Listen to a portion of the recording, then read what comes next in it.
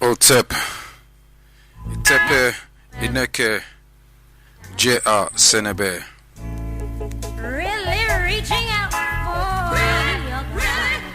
I'm reaching out to you today. I may be You're in tune to Nubian Forum People's Talk Show live on the rock926.com. Inside with the Prophet Kwaku. I love this tune. I'm just feeding it today. Just holding to this.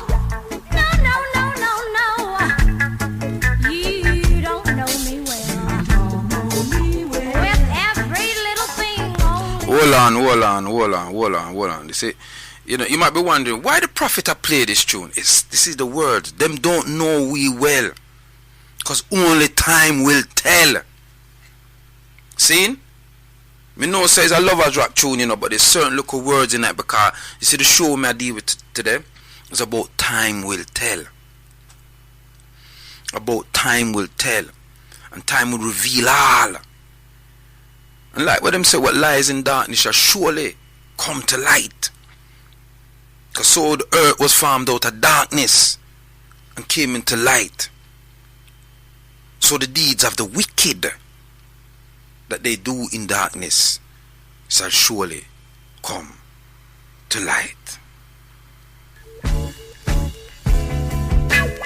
Nubian Forum People's Talk Show. Greetings. Otep, Itepe, Ineke, J.A. Senebe. Long life, stability and good health. I greet you. Name of the creating force of the universe. The omnipotent being that which is greater than ourselves. Was many names. Oludumare, Nkulu Kunkum, Kwami Bluffershe, Mungo, Ja Amenra, Ashe.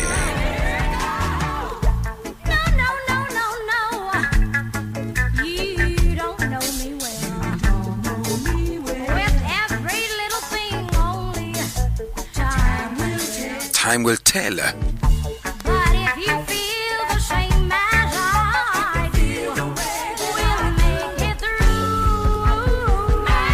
African people are gonna make it through, Baby, Them can't hold we back. I wanna make it with you, baby. And I want to make it with my African family. I really think that we can make Build a foundation so the youth them can build upon it, and exceed what we have created before. Only time will tell.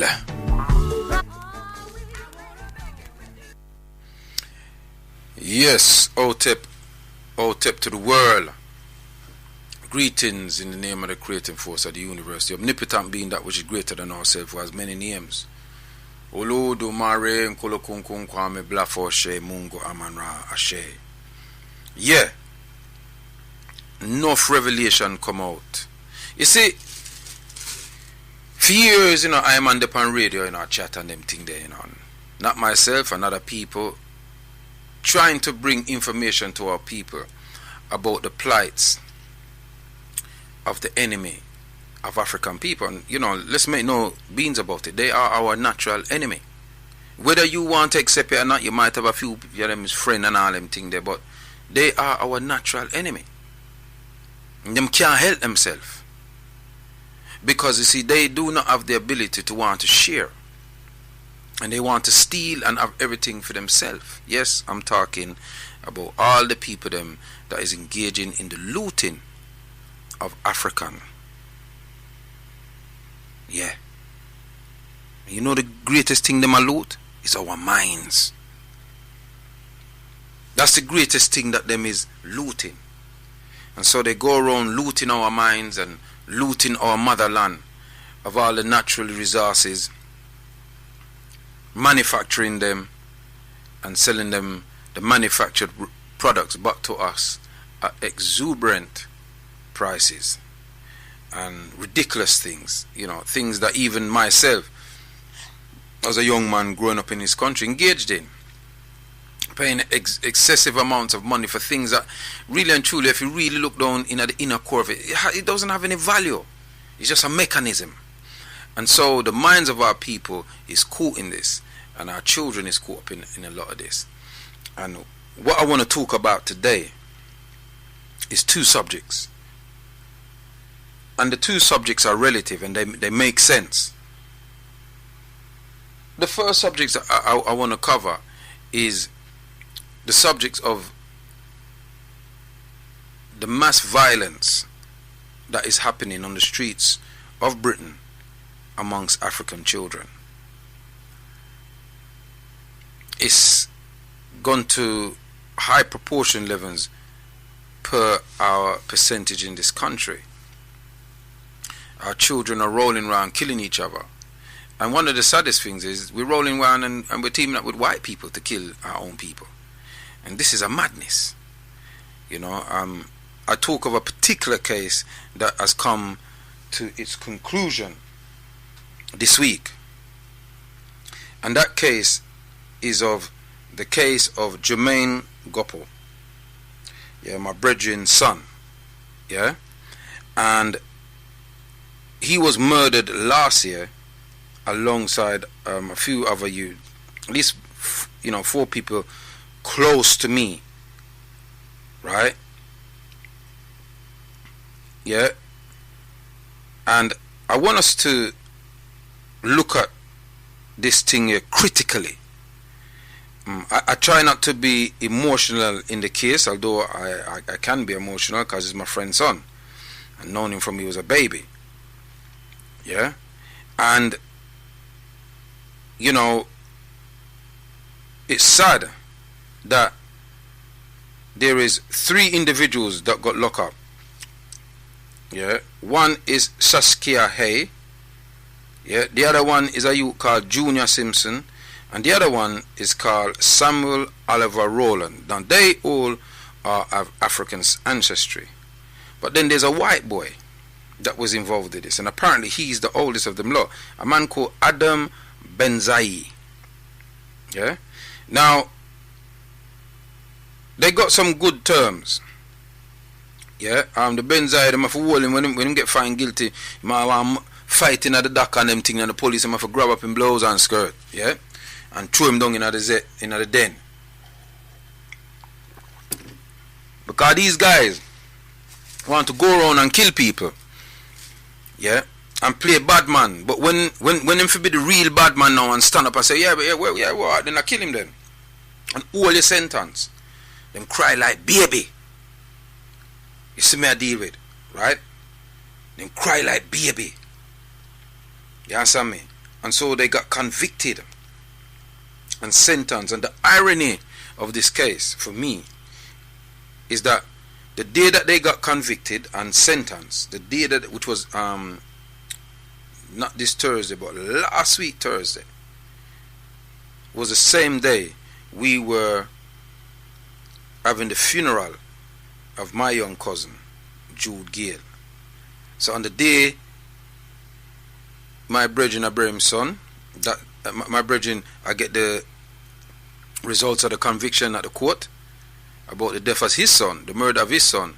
I was mourning the passing of my young cousin who was stabbed and murdered. And what it is, you see, the thing that gets me about most of these murders, yeah, they're done in such cowardistic form.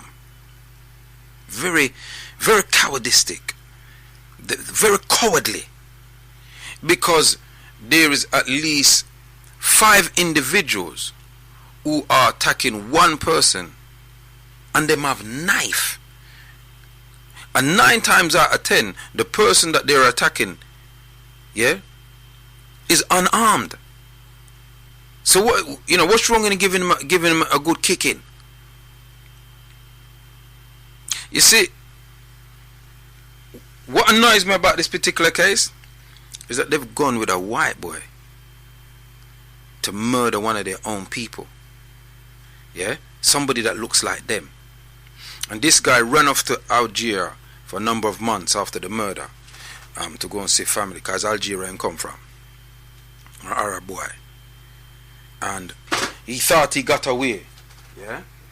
And then he travelled and come back and he was arrested at the airport. Yeah? And he was arrested at the airport. See? I mean, the judge, you see, to me, them should have get more than that as far as me concerned. right? Because this particular boy, right, Banzai, him get 22 years. So that means him get life, but him have to serve 22 years before him can go up for parole. So that doesn't mean that he will be out in 22 years. Yeah?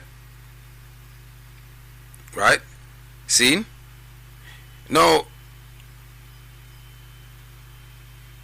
and then the mother, this, I mean, when you look at these young guys, all the Samuel Oliver, him ball like a baby when he get him sentenced. What all on, brethren? What, didn't you know that this was going to happen? Didn't you know that this was going to be the consequences of your actions?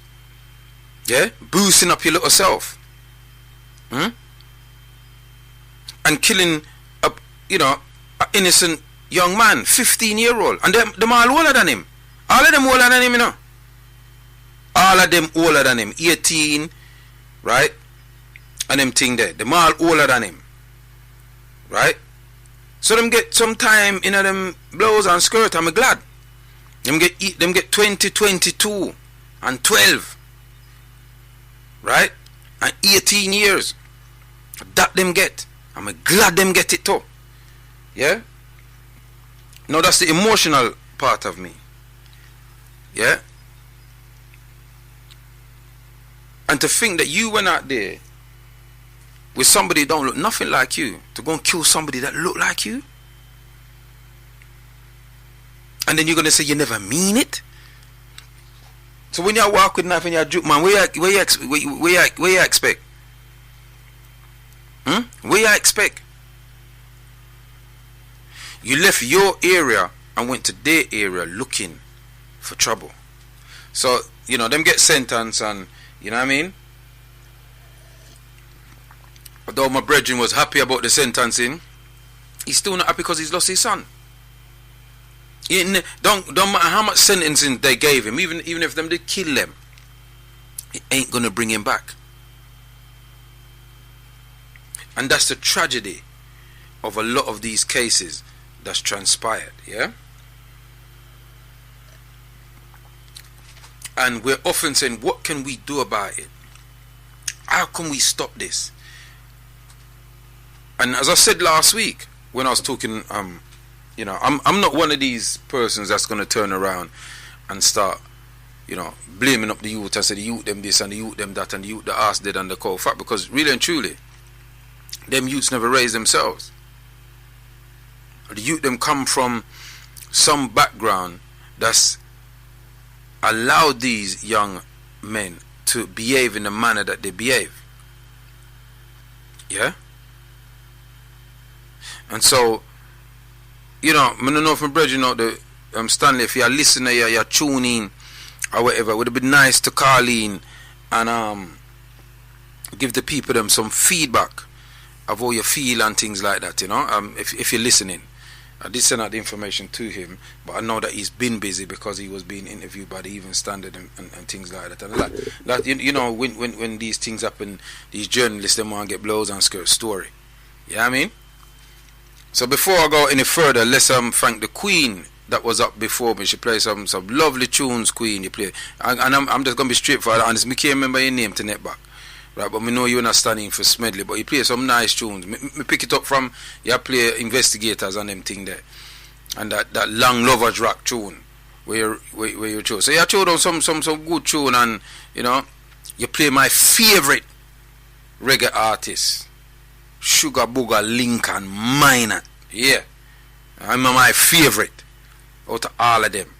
I like all them, but if it was to ask me who's my favorite reggae singer from them time, there would be Sugar Minor. And I had the pleasure of meeting him, a couple of occasions. Very nice, very grounded individual, and he passed away prematurely in Jamaica some years ago. So may the ancestors bless and guide him soul.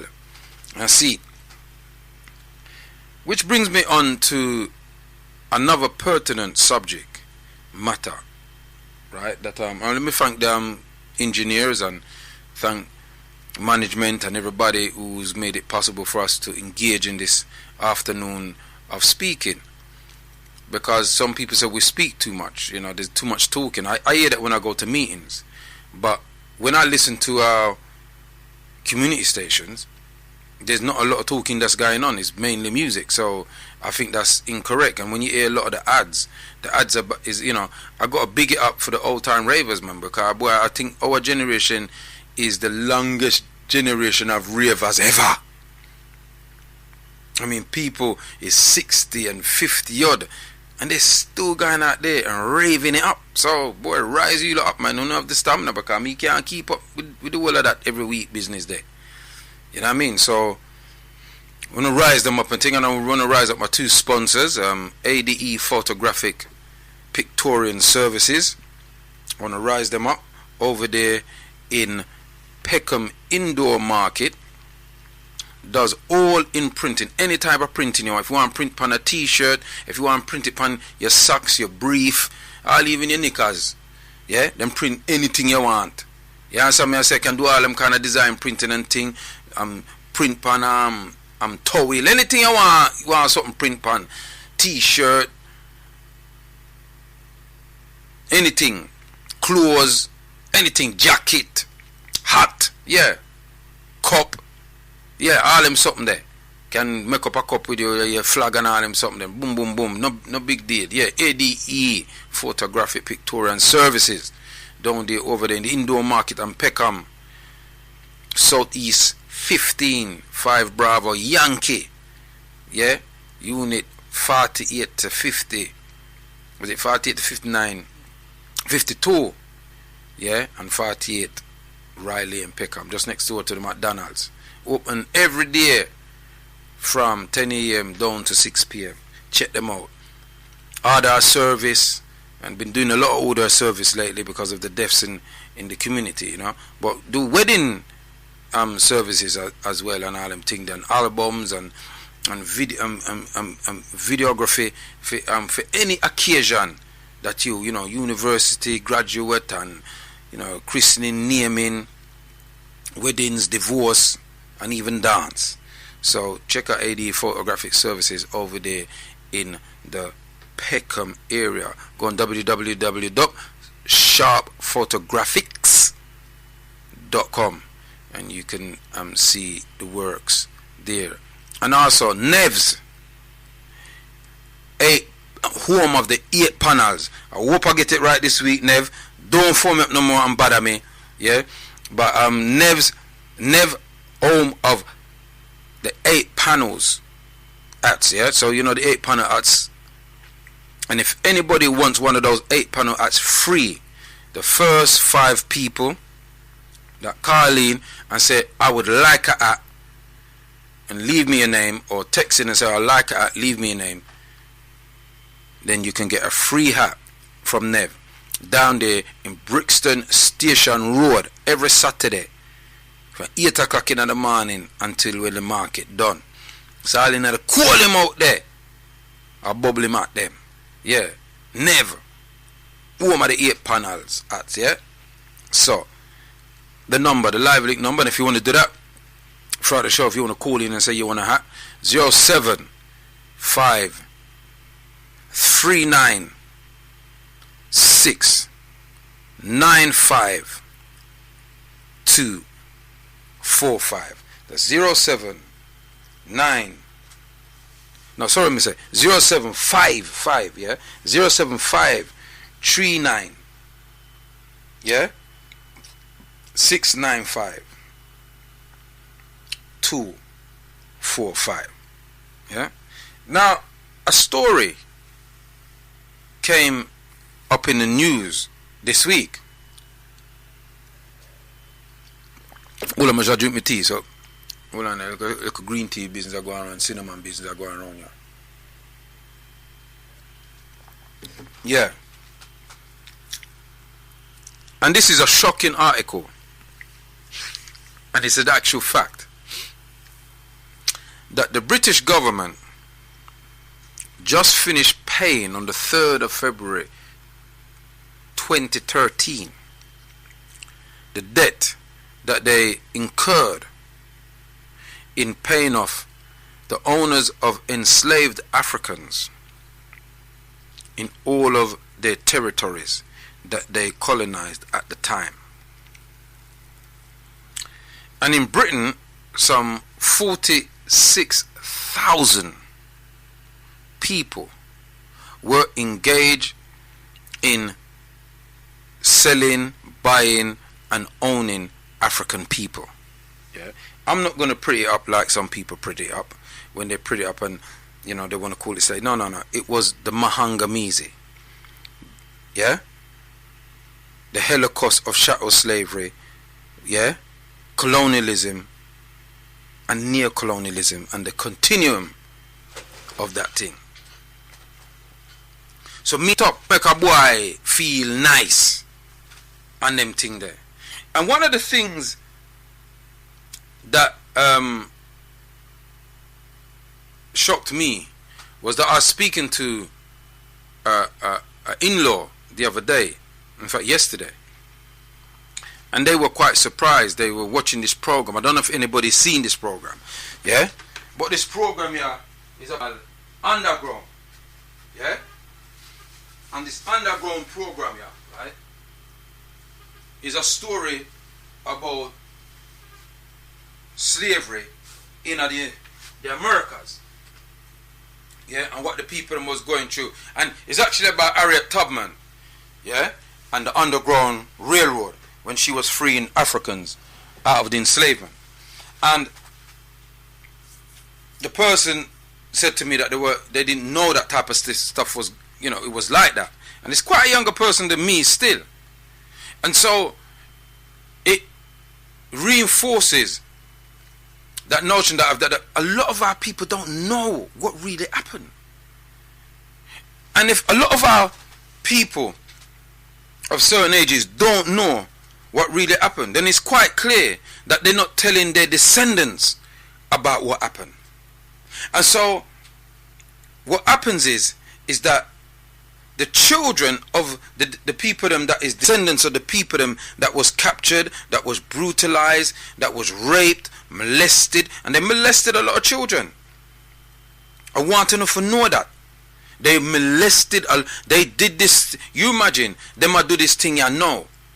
They was doing this thing in the 70s and the 80s and the 60s and the 50s. Man like Jimmy Savile and all them boy there. Yeah? Them wanna, see them look at the footballer boy the other day there. Yeah? How much years him gonna molest little boy and all them something. So you imagine in a time, and this is happening in a time where they're supposed to have laws and they're supposed to be more civil. So you imagine the 18th century now, from 1700, right, to 1833.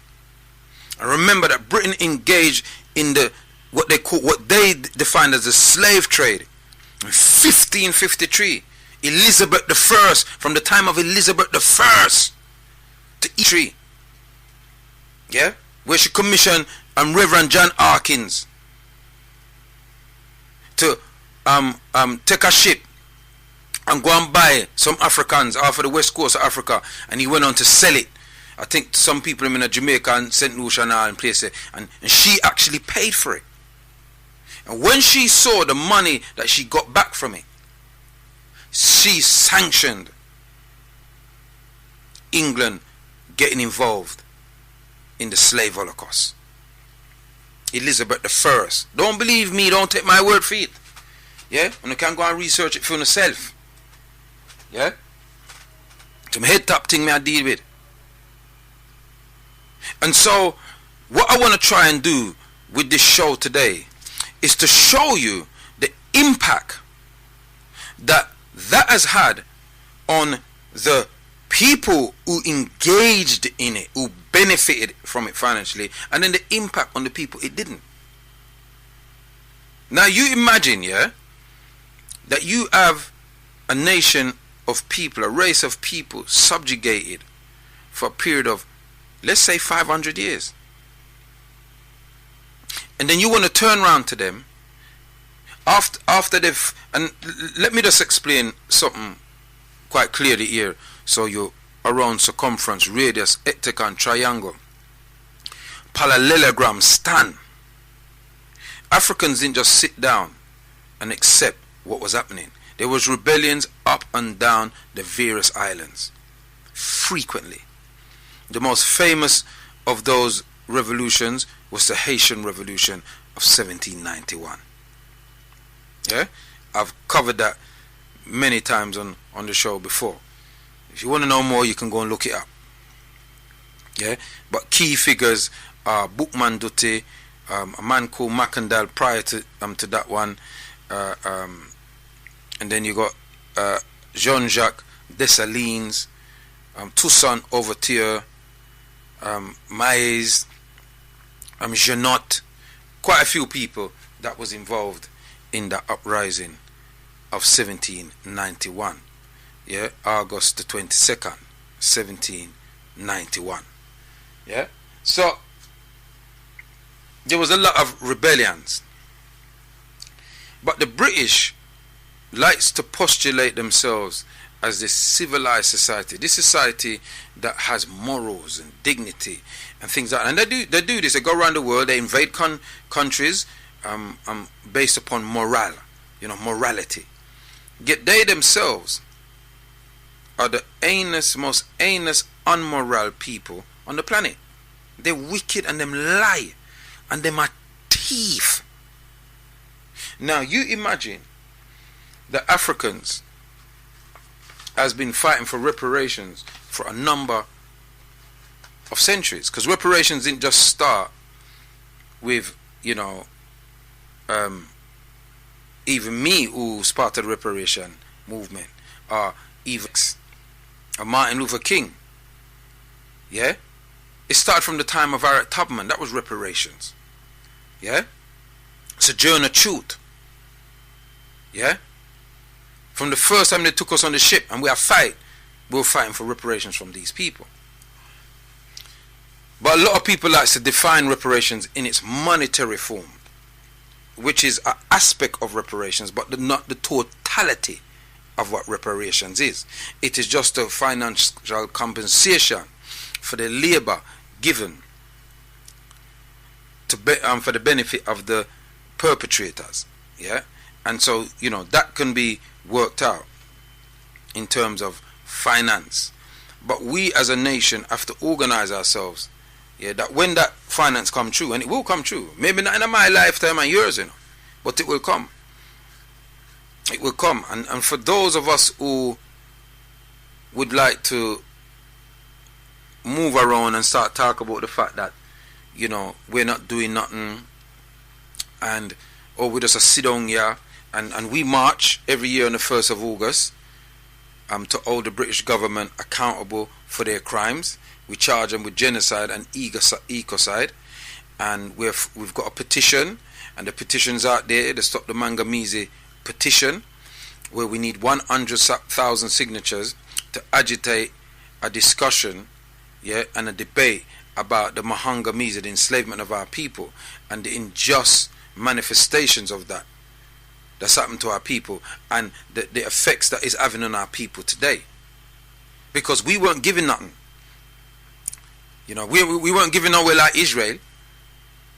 When Hitler see if kill out the whole of them people there, and them the United Nations, the British and the French and the United States, right?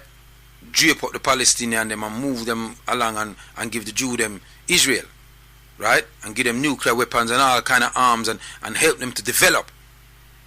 Yeah? Nothing like that did happen for African people. Yeah? Nothing like that at all. And let's bear in mind that the ships them that were insured is Jews that were insuring those cargoes in the time. Lloyds of London, Barclays, them the bank there. So they make their money. Yeah? The Rothschilds. When I did a bit of research, discovered that the money. Anyway, I'm going to come to that part in a minute. Yeah? So I want you lot to understand that the effect, what you see, the killings on the streets here, the hate that, this Afrophobic attitude that our children have towards each other. It's not just today it starts. This is something that has been permeated through centuries of carefully orchestrated structures. So it's not an accident. Don't be dismayed, because this is not the first it's ever happened. It's been in the United States, it's worse. In Chicago, it's worse. It's just that you don't hear about it. Nobody now tell you about the amount of black people were dead out in them places. Listen, the Americans in the United States of America, right? Them have was it 2% or was it 1% of them population is in jail? Yeah? In the United States, you know, right? So United States, you know, is not in no position, you know, to be dictating to the world about morality and civilization and all of them type of thing there, right? Because United States, you know, is about what 300 and something million people, right? And what India have? India have 1.2 billion people. Yeah? Yet the United States, right? Yeah? Right? Lock up more black people, right? In a feed them jail system than India, Lebanon, Finland, Israel, Germany, Japan, Canada, Argentina, and England put together. Remember me tell you that. Don't believe me, go check it out for yourself. Yeah? That's the amount of black people that lock up in jail in the United States of America. Yeah? Right? So, what I'm trying to show people, right, and what I want to do it today is to show you that, you know, I think what it is with our people, right, we don't like to hear the truth. And a lot of people don't like to hear the truth. Yeah? And, you know, people have accused me of being racist because of the truths that I talk about. Yeah? Right? Well, I ain't putting up nothing for white people. I'm not putting up nothing for them. Me not care anybody wants it. Yeah? Me not pretty up nothing. Me I tell the truth and not lie me I tell. Yeah? And if me a lie, call me and prove me wrong. Yeah? Cause facts me I give. Me no emotional. You might hear me be passionate in the way that I present myself. Right? But me know me I talk about. Yeah? So me not pretending up nothing for them. And if you want to if you want to define that as racist, then that's your business. But some of the research that we do, right, is even research with them, for them people, them assure you. Yeah? About themselves. Because you have to remember that in the height of the enslavement of African people, yeah, we had no rights at all. We were less than dogs to do it as you will. You understand? So when they were writing down and documenting what was happening at that time, they did it with impunity, knowing to themselves, well, this is what happened. You know, some of the people told the truth because they saw what they saw. Nobody was going to do nothing over it. Nobody could have done, because it was an industry, like any industry where them have now.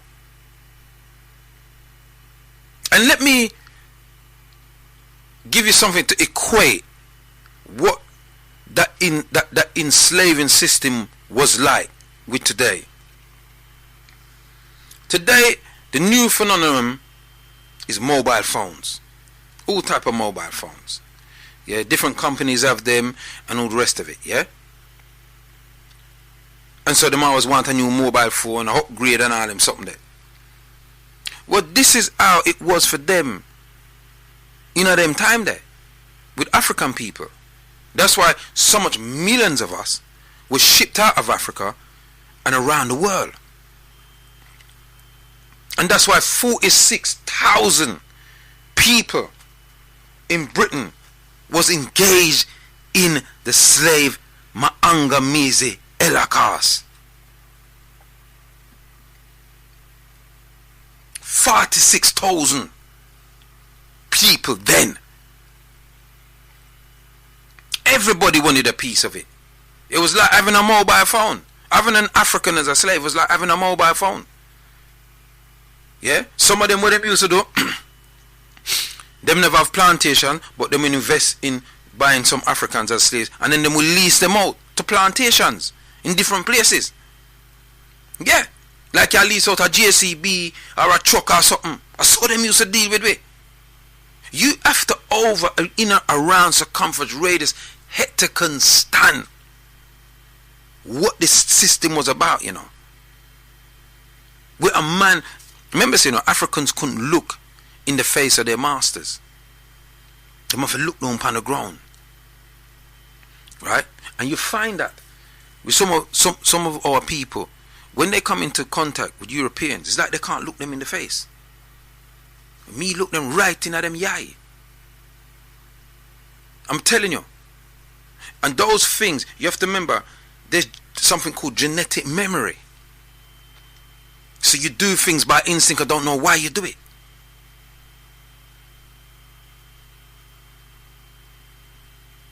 And so all of these atrocities was going on. People weren't allowed to read in the language that they were enslaved in. Yeah, they had already destroyed our language, destroyed our spiritual base, destroyed our cultural base. Yeah, we weren't allowed to have a last name, so we had to take on the Sir's name. Yeah, and you need to over in around circumference radius etiquette triangle parallelogram stand where that terminology come from. Because what is a Sir? You need to check out the etymology of that. Yeah, because in a Tudor Britain and all them time there, right? When them have the wars of the roses with the Tudor, the white people them a fight for country, the Dukes and the Duchesses and the royal family, the whole of them a fight for control. Yeah, right? Because them wanna fight amongst themselves first. See, the poor peasant and the poor Europeans who used to live on their land was owned by them. Them belong to the Lord of the Manor. And when the master where you live, say, you know, the Duke of Wellington is my sir. And you find them carry them name. So the names that enough of us is rolling around with as African people today, these last names, yeah? These last names. That's why they don't do it now, they've changed it, but up until I think in the 80s, yeah, maybe even the 90s too, whenever you filled out an application form for whatever it was, they always ask you, what is your surname? Your surname was first. That means that's who do you belong to. That's what it meant. But they've changed it now. So when you fill out forms now, it will say, what's your forename and what's your last name. But before that, it used to be your surname. Yeah? Right? The royal people them in this country, the aristocracy, them don't have no surname. Because them is the sirs. So even downtrodden Europeans was being trod on like dogs and mats in this country. They were sending their children up in chimneys right up into the 18th century to clean chimneys. Them the more children them. Yeah? So if they could have done that to their own children, what could they have done? What were they doing to our children then? What were they doing when they had free reign to abuse them in all manners of things? This is not no joke thing. And you're probably wondering, why the prophet keep every week him come here to talk about this thing here and keep it fresh in your mind? Because a lot of our people are unaware of what happened. And we move around docile. And we don't engage in other things that we need to do to change it for the future of our generations to come. Yeah, we think if we got a good job now and we're all right and them things, it's not all right. Because you're propping up somebody else's system. You're propping up somebody else's structure else to suppress your own. And you must rise out of that. Yeah? And stop being apathetic. And get up and go do something. And if you can't do something, support people who is doing something. Yeah. There was a crash, you know. There was a crash in Britain in the 1700s, right? And this crash was called the Salt Sea Bubble.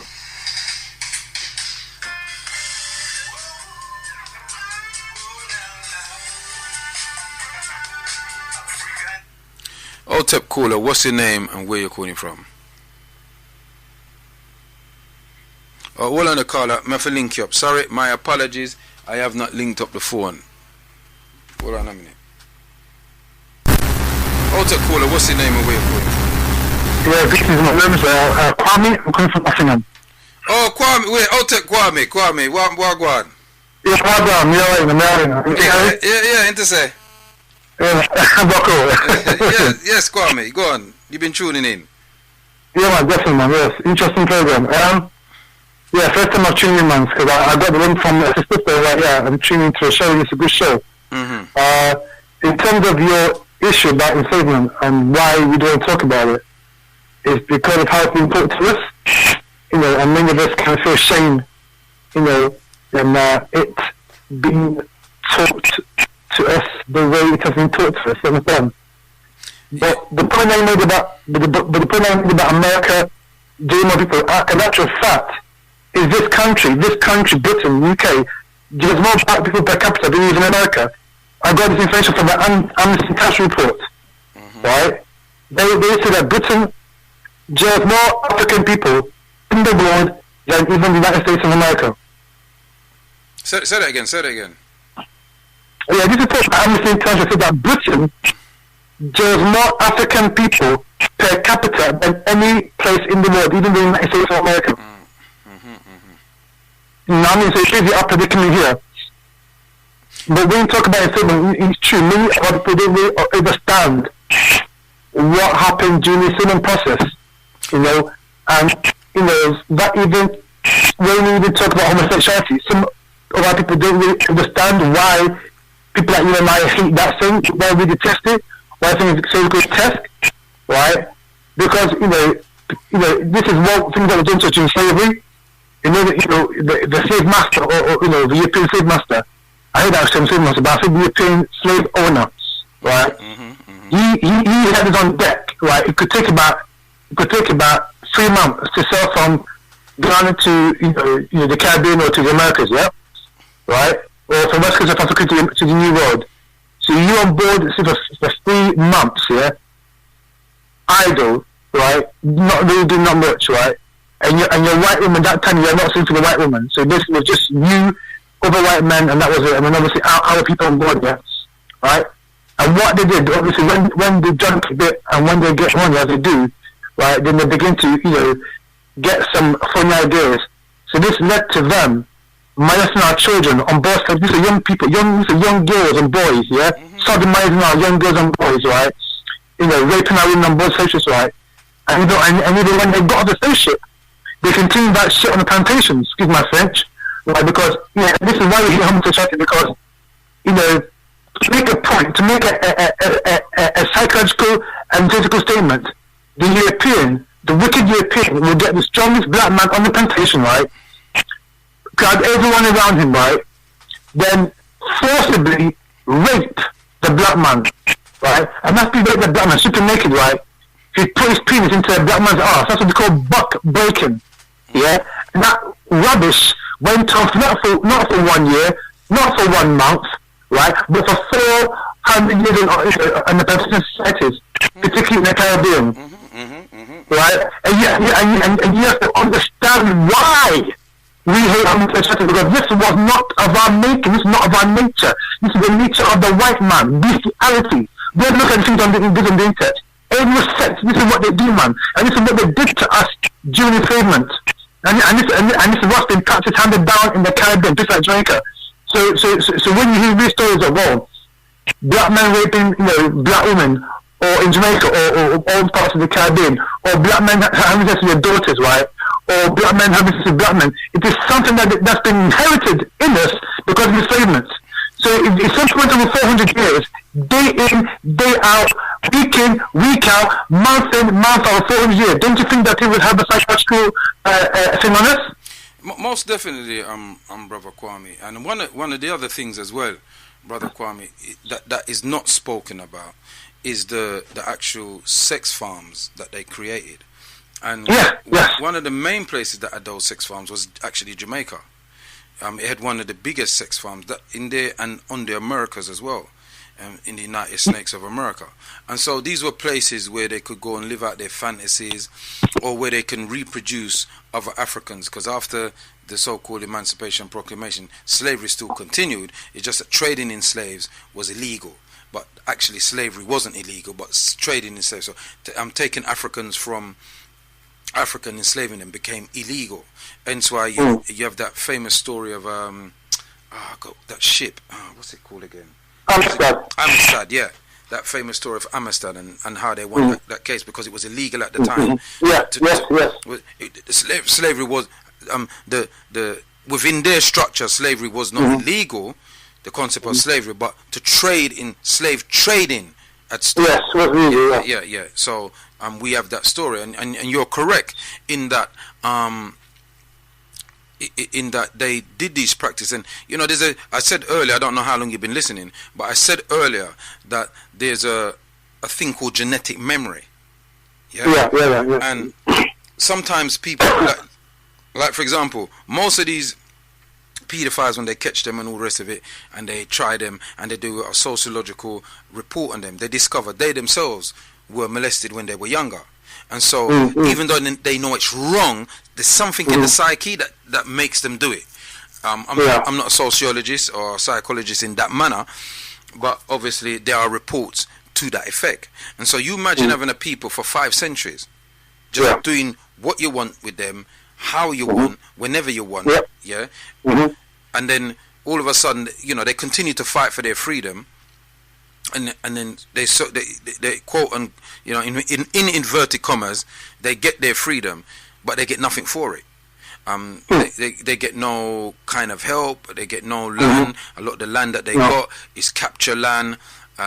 They even in various parts of the islands, Barbados, St. Lucia, Trinidad, St. Kitts, Nevis, all those different islands, Jamaica, Barbados. A lot of the descendants of those slave holders still own those properties. They still have them. They still have them. But what I was trying to do, I don't know how long you've been listening to the show. So last quarter of an hour. Yeah, a quarter of an hour, so only about 15 minutes. Well, what I was saying of our children against each other on the streets of Britain at the moment, in that our children are only killing themselves. They're not killing anybody else. Them just kill black people. And my son, my friend's son was killed last year in August. They was stabbed up in Fulton Heath and killed, and he was only 15, and he was killed by people who was older than him, 18, 20, and that type of stuff. And they got sentenced last week Thursday. Them get catch, and they got sent. They got 22 years, 20 years, 18 years, and 12 years. Right, but one of them was a white boy. So it was 3 black people went with some white boy, and there was another one, but he got away. He got found not guilty. He got found not guilty. But what happened is, I was saying, look at that you're traveling with somebody who don't look like you, and engaging in murdering somebody that look like you. For what? For nothing. For stupidness. Do you follow what I'm saying? So it's that genetic mentality that makes them see these people as superior than themselves. You follow what I'm saying? And I was trying to tie it in with the Mahanga Mizi, with this old Holocaust of what happened to us, not only on the western part of Africa, but in the eastern part as well. We must never leave out, because the Muslims started it first. It happened all over. If you check, I'm not going to quickly, but it happened all over, because if you check this, right, like I've done in Angola, in South Africa, right, in the Central African Republic, right, in Cameroon, and in the East, obviously the Arabs, those wicked Arabs, those were the ones who actually taught the Europeans how the practice what to use. So the East Coast of Africa. So what is now called Mogadishu in Somalia, what is now called Asmara in Djibouti, Djibouti, what is called Djibouti also in Djibouti, right? We go down to Mombasa, Kenya. We go down to Dar es Salaam, Tanzania. Like you see Kampala, Uganda, all those slave ports. Guinea-Bissau, Nigeria, Gambia, Sierra Leone, Liberia. I mean, all those areas. I mean, those areas weren't called those areas at the time. No. Yeah, we know about that. What I just wanted to fill in, you see, Kwame. Yeah, apologies. What I wanted to fill, because what I'm trying to do, I'm just trying to give a synopsis for our people them to go and do research into what's happened, because it's no use us throwing out this information. And then people get the information. What did they do with it? Well, there's things that they can do. There's organizations that are doing things that they can support. Right now, there's an event going on down the Caribou Center today, into this same thing. Yeah? And so, unfortunately, I can't be there because I'm on the radio. It finishes the time when the show finishes. Yeah? But, there are organizations engaging in active works. Yeah? There's a petition that you can go on the stopthemahangamizi.com, or you can go on the reparationsmarch.org website, and I find it last year, man. Yeah. But I'm just for the benefit of people that's listening. Yeah, of course. That there's something that they can get their teeth in and read and learn. You know what I mean? Because we can't just spoon feed people. But what I was trying to do was tying the whole thing in with the fact that these people's ancestors were compensated for the loss of potential earnings of their labor, of the people that they owned, and they were compensated to the tune of 47 million pounds. They're running around with this 20 million. Ain't 20 million. It's 47 million. What happened is the British government borrowed 20 million, and they borrowed it from the Rothschilds, and then what they did, which we were unaware of this, and I wasn't privy to this information until in the week, right? But they were remortgaging that loan every year for the last 180 years. And what happened is the British taxpayer has been paying that debt to the what we can, if we put it in layman terms, so ordinary people can understand it, to loan sharks. Yeah. They were doing to loan sharks, and what they were doing it to pay back a lesser interest. Yeah, so they were remortgaging it so that they could pay back a lesser interest to these very same people. They're paying them for 108 years, and this brings into light, what we call generational wealth. Generational wealth. So when you see these people them got money, and you wonder where they get all this money from, they want to make you think they work hard for it. Work hard what? No, man, no. No, we work hard to get them it. And the sad thing about it, that in February, I think it's the 13th or the 3rd, I can't remember the day, but now it's February 2013, from the information I've been reading this week. The British, was it 2013 or 2015? I think it's 2015. The British government just finished paying off that loan. The question somebody who's listening might be asking, I don't want to talk over you too much, my brother, is what happened to the other 27 million? Well, the other 27 million, the Africans, after the so-called Emancipation Proclamation and the abolition of slavery, had to work 5 to 6 years for free to pay that 27 million back to the various people that owned Africans. So when they want to come and turn around and say black people is lazy and this and that and all the rest of it, and all the rest of it, and even ordinary white people, the poorer class of white people, they was paying for it and didn't even know. So when Cameron wants to go to Jamaica and tell African people that we must get over slavery, that we must get over it, Cameron needs to what Cameron is trying to do is to hide film dirty laundry. Because his descendant, by the name of James Duff.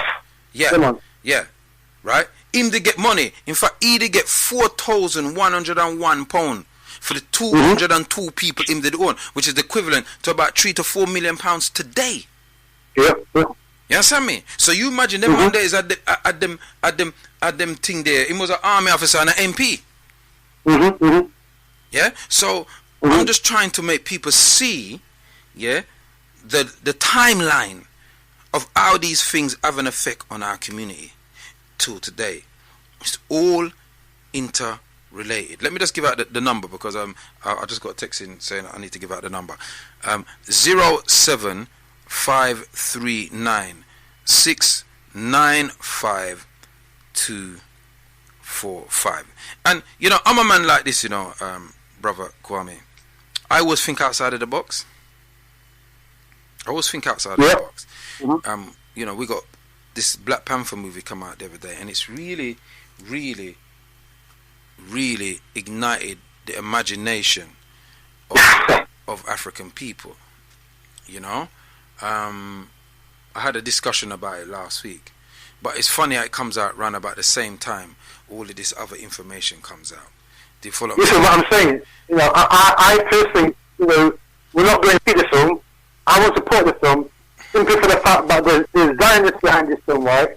Who hate African people. You know what's going on in Israel. You understand what I'm talking about?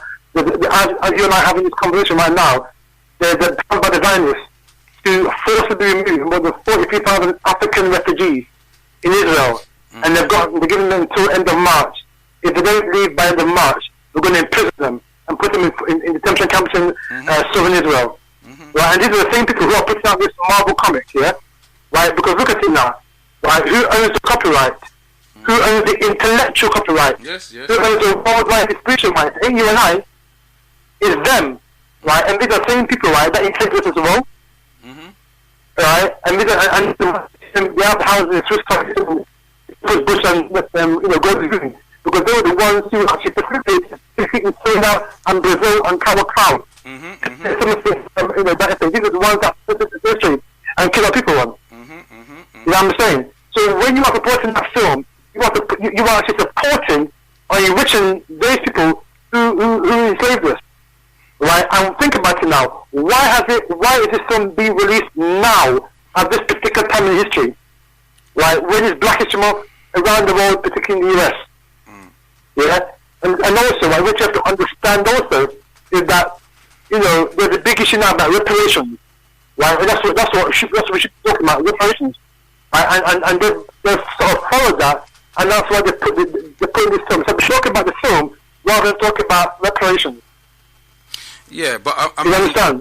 I'm a victim of going to watch that film. I took my son and my grandson last week, but I took them and I wanted to hear their opinion. In fact, they were on the radio. My grandson and my daughter was on the radio last week, and they were giving their opinion of it. And I was happy with how because they didn't get caught up in the euphoria.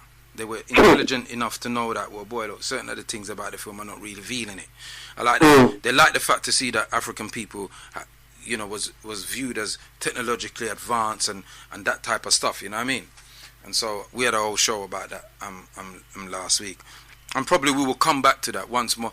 People still are going out and to watch a film, but what we have to realize that there are actually African writers on that board. There are African writers. And if you see the film, there are certain sentences in that film that I'm quite surprised is actually in there, and I'm being very honest. So I think for me as somebody who we're doing journalism work, you can't criticize something if you don't see it. You have to see something to give it constructive criticism. You follow what I'm saying? Yeah, of course. Yeah, I understand that. Yeah, yeah, and we're in a time we don't control. We control very little, but have the potential to control a lot. You feel what I'm saying, Brother Kwami? So, what's the last thing, Kwami and Land, yeah? That, this thing about, particularly about young people to each other, right? It's a remnant of the slavery, because, we were taught subtly, to hate each other, and I would use the links to each other. But that is a lie and a hoax. But what we are living out in our lives is testament to that real speech. That trust is deeper. Sorry, distrust is deeper than trust. Envy is better than adulation. Right? Use these tools. Right? Use these tools to good effect. The black person will be distrusting of himself for more than 300 years, even 1,000 of years. That's what William said. Can I cut you there? Can I ask you a question, Kwame? I want to ask you a question. Because there are those that will say, well, listen, look, we're in modern times now, and you know right from wrong. Yeah? You know for right from wrong. You know that's wrong to do that. So why are you still doing it? What is your answer to that kind of philosophical mental state of mind that says, listen, look, they got sense, they know what they're doing, why? Why are they still doing it then? It's just, we're looking at excuse. What's your answer to those people? No, to me, that's mumbo jumbo. If you speak to psychologists, right, and they would tell you that if you suffer abuse when you're young, right, you grow up, distrusting certain attitudes. So, for example, if a girl was abused by a father when she was young, right, that would still be with her, even when she marries, she be distrusting of a man in certain ways until she finds a man that she can feel some real thing to with, right? So that abuse, right, even if she has a husband, right, that abuse that she suffered as a young girl will be in her when she is a married woman. And that's just one individual. Now, if you put the abuse that we had, then the emotional, the physical, the psychological, the mental abuse that we had, not for 1 month, not for 1 year, but for 400 years, right? The same thing talks about intergenerational wealth. I think the time is longer than that, beloved.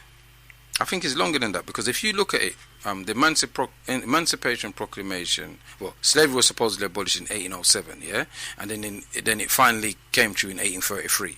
That's in terms of British history. And then what happened after 1833? They restructured the thing with colonialism.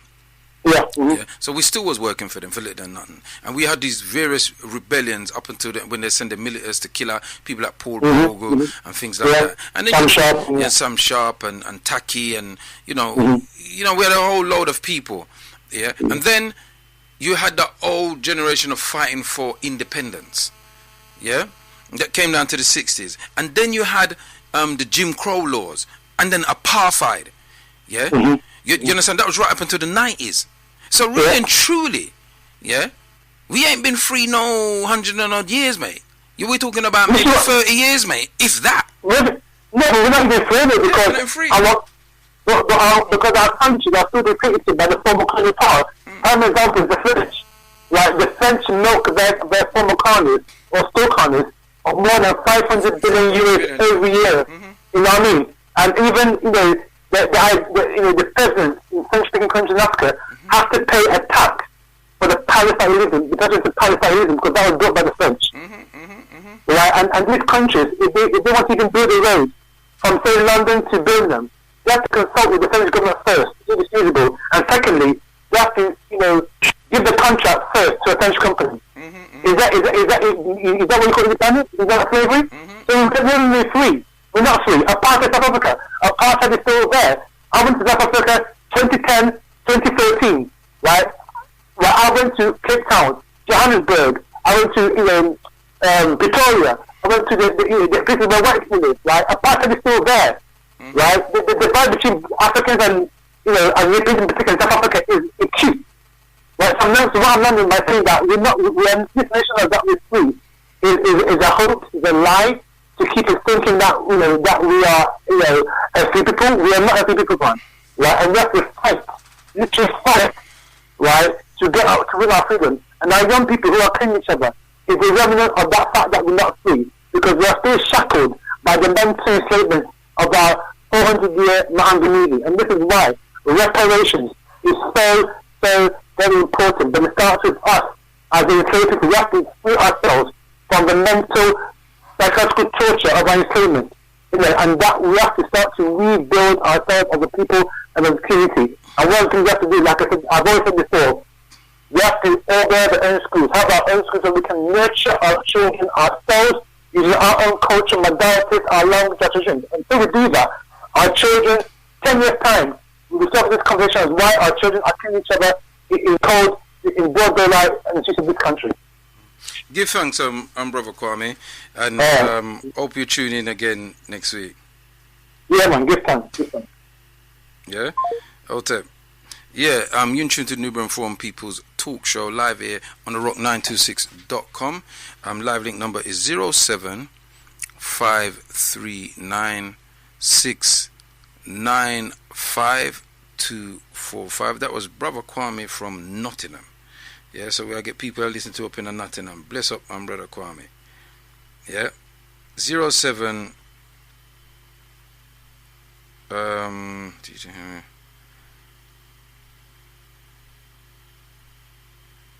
Yes, I can. I can, Mikey. Yeah, I can do that. Yeah, 07. OTEP, Nubian Forum People's Talk Show. What's your name and where you're calling from? Hi, Brother Kwaku. Sorry about my throat, but I'm just recording. But also, the thing, that caller is such a great caller because every time it comes on, he makes me so happy, even though I'm sad. The second thing I want to say, there's a book out there. It's written by someone. It's called The Resistance Manifesto. Have you heard about that book? No. It would be very good if people read it, but it's too much. I can't even say, like, what they're doing with music, the frequencies, all these, demonic stuff they're doing to, I think it even was black people, but it was written by a white man, and to everybody, and like the devil kidnaps him, like the devil's people, they're making, disgusting stuff, like, I don't want to even say because people might have in their lunch, but it's too much. My brother read something of it like this, and he couldn't read more of it. It's too much. It goes deep into it.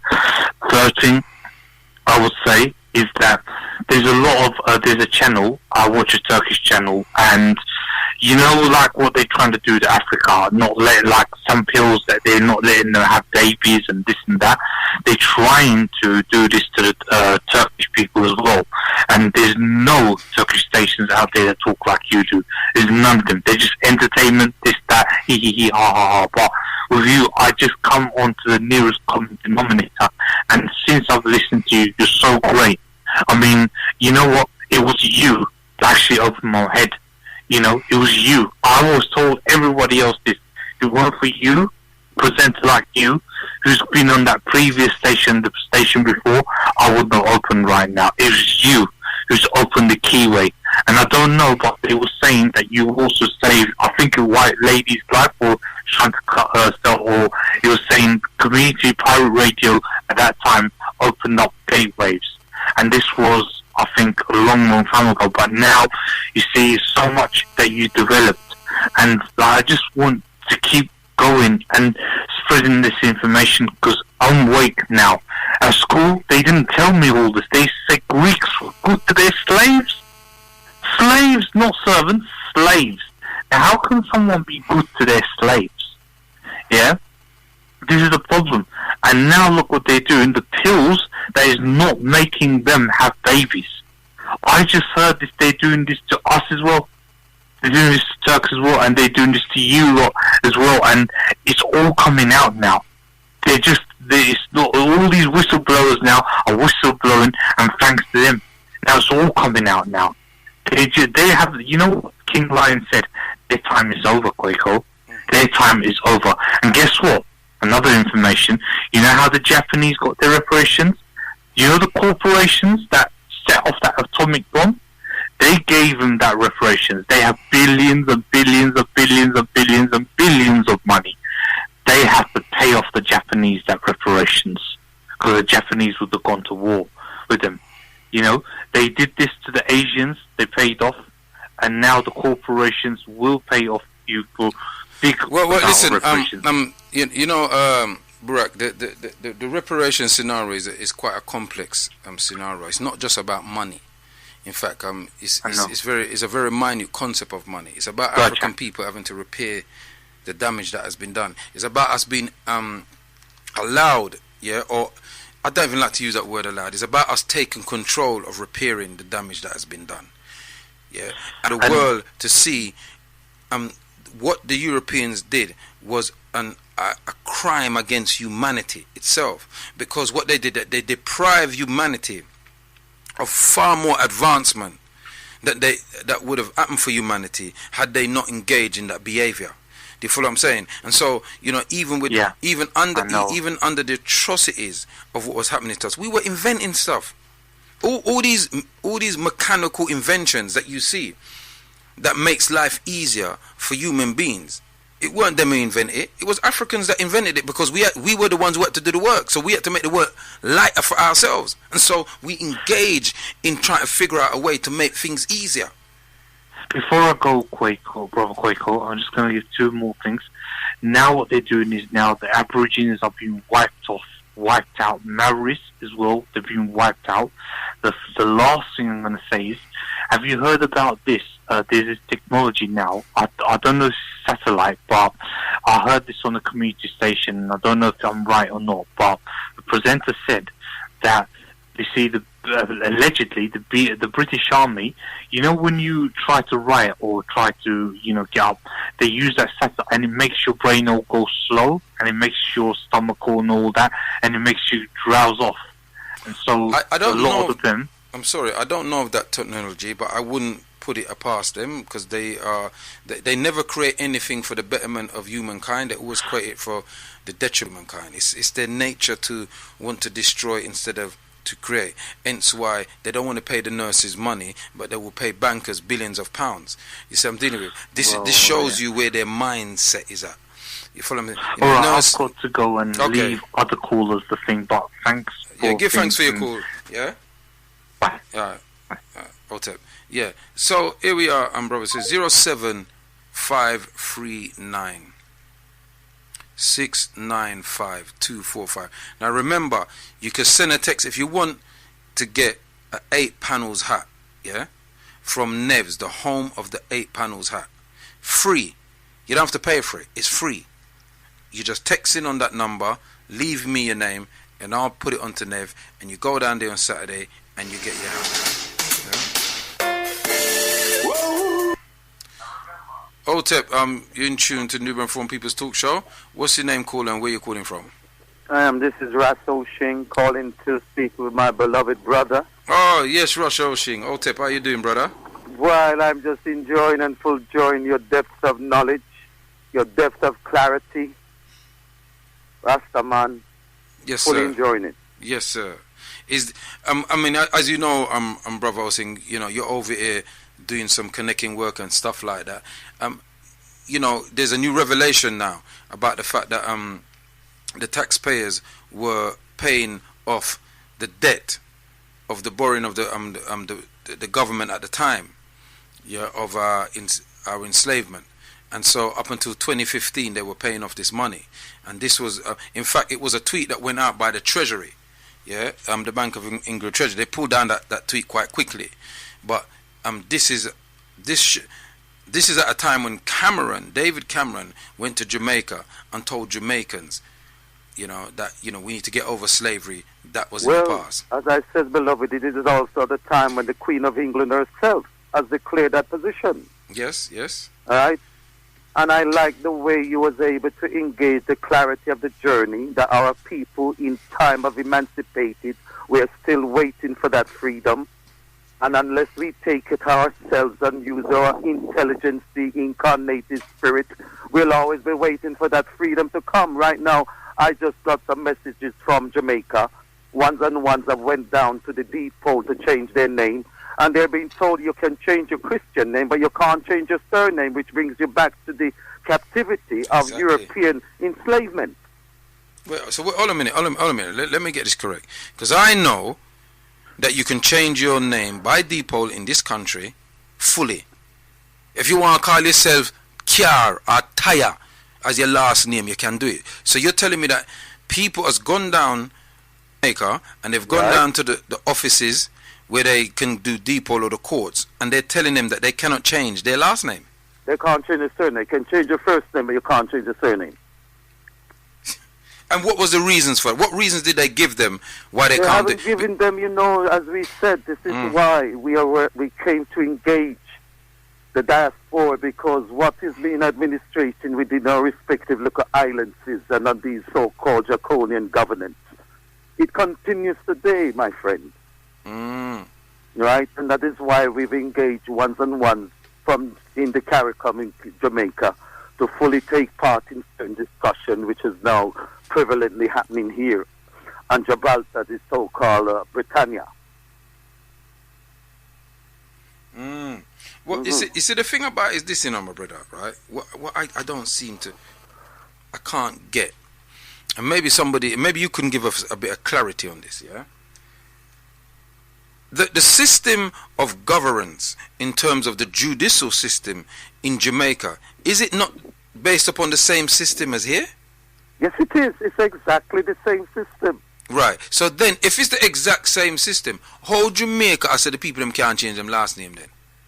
Because we have a Governor General who owns the position of the Queen of England, like Pharaoh at the time of Egypt, want to hold the people in bondage. What they're now using are a name change, because they're realizing that the African consciousness is reawoken. They're realizing that the name, that in slavery, that we cannot, when people says, what have we contributed, and just as you said in your program, everything that has been created in the last 500 years of Western civilization came from we, but because of the Inca, the enslaved name, they've been able to copyright and take the rights of it. That is why they do not want to let our children go, because we keep on in nurturing progress and their society. Brother Russell Singh, I don't want to spend longer than a minute on this particular subject, but there's something I have to clear up. I do not adhere to that philosophy, the pharaohs or the people in captivity. Yeah, because it's an analogy that was created by Europeans to destabilize the constructive order that was running on the Nile Valley. You follow what I'm saying? That. Yeah. So I just wanted to correct that point, beloved. But continue. But as we said, that is the same Draconian nature that is still continuing within the Caribbean region, that is still being administered under the colonial rule of the African continent. That's extraordinary. I mean, don't get me wrong, me not shocked, so to speak, but to think that people want to change in a known, yeah, that this is where it all happened. And they might tell the government, the people that look like them is telling them, no, you can't change. You're still in essence what they're saying. You're still a slave. Exactly. It's not what they're saying. That is what they're telling us. You see, I'm thinking to myself that my brain is ticking. I'm thinking to myself, because I know that when countries borrow money, they borrow money on the heads of their people. The amount of people that's in that country determines how much money they can borrow.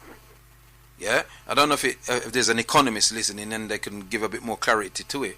Yeah, but I do have a basis that I know that's what they do. So maybe if the people change them name, they can't borrow no money off of them. Well, as I said, me don't know. That is the obstacle which I've just spoken to Russ Racy, who's been a paramount elder in the whole administration and the whole exoneration of our national heroes. He, Claude Sinclair, is known as Big Stone, who has been given an African name because of the work he's been doing to continental development. He went down to go change his name, and he was told he can only change his first name. He cannot change Sinclair. That brings him back to the Britannia rule of the enslaved name, the slave master. Wow. So these are things that we want to highlight and bring a full reality, because under the Constitution, the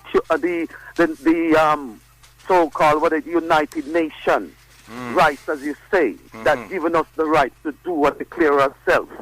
We are not able to do that right now in Jamaica, in the island of what we call such a wonderful island of the sun. And these are the things now we want the ones up here to engage themselves with, because how can you deny I of my rights? How can you deny of my human rights? And you're telling me I cannot change my surname? It's funny, because I don't know how long you've been listening to the show, but earlier on, at the top of the last hour, I was speaking about names and how the surname and everything or come around. You understand? But you've just come and cemented it. Well, cemented what I was talking about. We've been listening to your to your broadcast, and as usual, we would want to congratulate your depth of knowledge and clarity that you're bringing to certain things and correction, right? And know the whole reality of what you've been speaking of. The enslaver's name, we cannot, according to the Jamaican so-called politics, we don't have the right to abandon that name if we don't want it. We have to still keep the surname. I wonder if there's anybody from the High Commission listening, because I think that Africans should really query this. I mean, No, this this is is extraordinary. very This is extraordinary. Right. This is extraordinary behavior. As I said, my That- beloved, Mm. this is why it is so important to engage ourselves who has been here, have the full reality of certain realities, which is only, you could only have that knowledge by being up here in Britain and going through certain of the obstacles which we had to go through physically. Because we know that cannot be, but yet it is. That is the reality of our people. That is why our people is on the borderline. They are squatters in our own country. They are on minimum wages that don't even give them the provision to even pay their taxi fare to work, but just to buy lunch. And now that you have the Chinese invasion, that to show you our position that we do not have no control of the borderlines of who come into our land. Right now, our country is being covered with genetically modified, and we do not have a law that stops genetical organism being introduced to our country.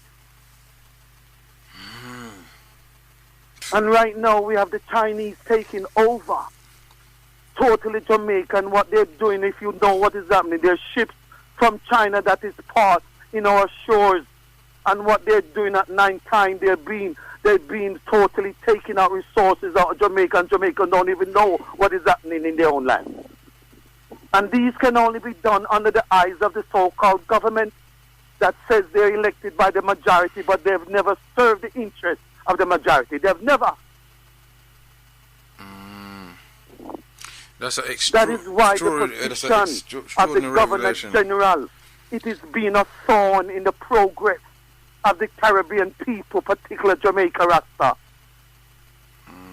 I wonder if that is like that in the other islands, like for example, Grenada, Trinidad, Barbados, Saint Lucia.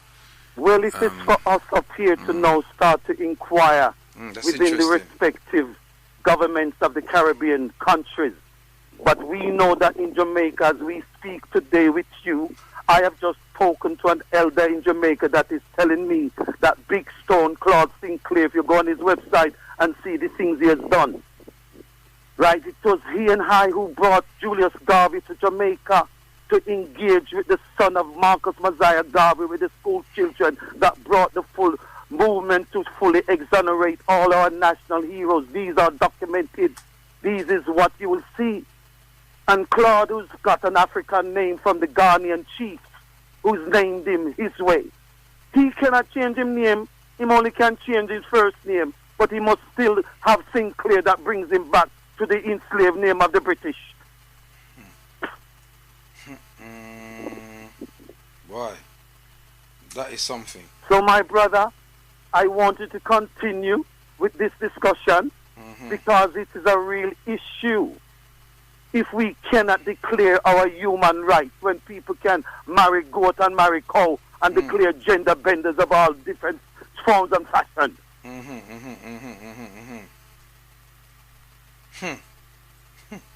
So I love it. I'm going to sign off on that note. Blessings to you and blessing to the energy that I've engaged with the eye and the other energies that you've engaged with what you've engaged from the first time you and I engaged with each other. I thank you, Brother Kwaku. Right, I thank you for all your indulgences and all the works that you've been doing. Sister Shanine and all the ones all over, the chief and everyone, we thank you, my beloved one. We give thanks, King. Give thanks to you too still, you know? Rastafari. Okay. But you see, brothers and sisters, as you can see, right? You know, me nah make it up. Yeah, me nah make it up. From the horse's mouth, me nah make it up. There you have it, right? Africans in Jamaica cannot change their last name. This is what's just been told to us live. Yeah, cannot change their last name, right? No, this is extraordinary. This is extraordinary, and we know here we can do it. We know we can do it here. Yeah. So what's the difference over there? Yeah. What's the difference over there? You see, they still have our people in captivity. Yeah. They still have our people in captivity.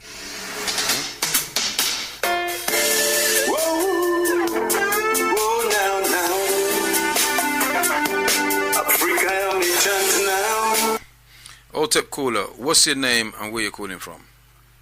Otep Prophet. Yes. This is Brother Delani. Yes, Otep. Calling from the ball of the beast. Otep, I greet you in the honorable spirit of our great and mighty African ancestors. Ashe. Ashe. I just listened to the previous caller they just called in, and the Pan-African conscious community is very, very alert when we hear certain things in our ears just pick up, you know. See it when we hear about Egypt and Pharaoh enslaved people and all that. When I join them policy there, you know, and some Judeo Christian Islamic brainwashing that, you know. See, when I endorse something there, I do respect to the race thing, you know what I mean? Disrespecting, but them doctrine and them philosophy the way we become under the colonial spell from our enslavement. Still as we look for Egypt as some type of enslavement empire. But the empire is no evidence that the Kemetic people have ever enslaved anybody under their borders. So, you know what I mean? So we have to dispel those notions that somehow through we get them report from the Bible, the King James version of the Bible, we made a turn against and use those type of analogies in our discussion. To move away from them things, because them things they use it to keep the anti-African sentiment going. People, we call ourselves conscious and a walk.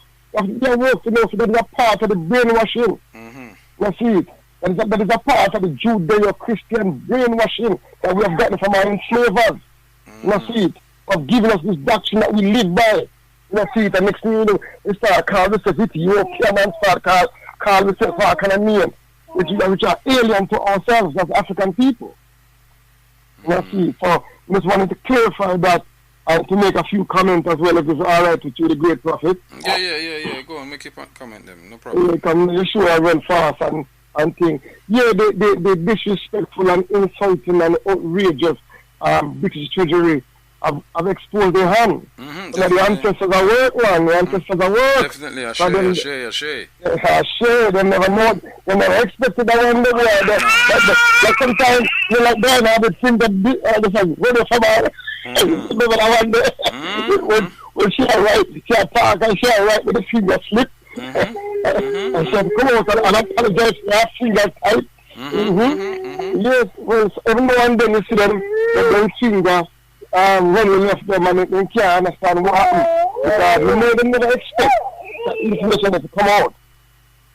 You see, and now the answers has woken up now. Because the people realize that it's an insult for us to be compensating murderers, rapists, exploiters, brutalizers of our ancestors. You see, those are the people that should be tried, should hang up and screw up. True. Yet we are talking about compensating and put our pamper them. You think owning people from like a small thing, raping people and beating people and subjugating people from like a small change, from like a small matters, some diplomatic matters. That's true. Listen, the only reason they get rid of so far is through our powerlessness, or the dynamics of power making can only impose them kind of settlement upon our ancestors. And right now we're not go for it. And we'll reject all them settlement there. Let's see it. Reject it. Let's see it. Because you can't force somebody on a duress and sign no contract. That's it. All them things was forced on a duress. That's it. That's it. When you have the upper hand, you can lay the rules and the law down and have we. And inside point of that is that me and you, profit, have been ready to pay these bloody and murderers. Imagine that. And all along, the financial district has been remortgaging the loan all along. You know, remortgaging the whole many time about 187 years. And they have no food off of it here. When they sell it to us as financial instruments all over the world to anybody who want to buy like a piece of it and the quiet. You know, they send us a hush, just forget about it. Up to 2015. It's an insult. It's an outrage. You know, see? So I want to go on record to say, boy, I totally reject, I totally condemn that, and we demanding a refund, an instant and immediate refund too. You see? Every last dime the people of African heritage has paid towards that kind of atrocity should be refunded immediately. You see? And then if you come to the table of negotiation for our reparation as well. You see? And if you move with immediate effect to come deal with the reparation argument. Well, to add what you say, my brother, you know, the reality is this, you know, I'm giving them the opportunity for this thing to move in a nice and civilized manner, because you know you can jump on your laurels now and you can think you got things running, but nothing stay the same, my friend.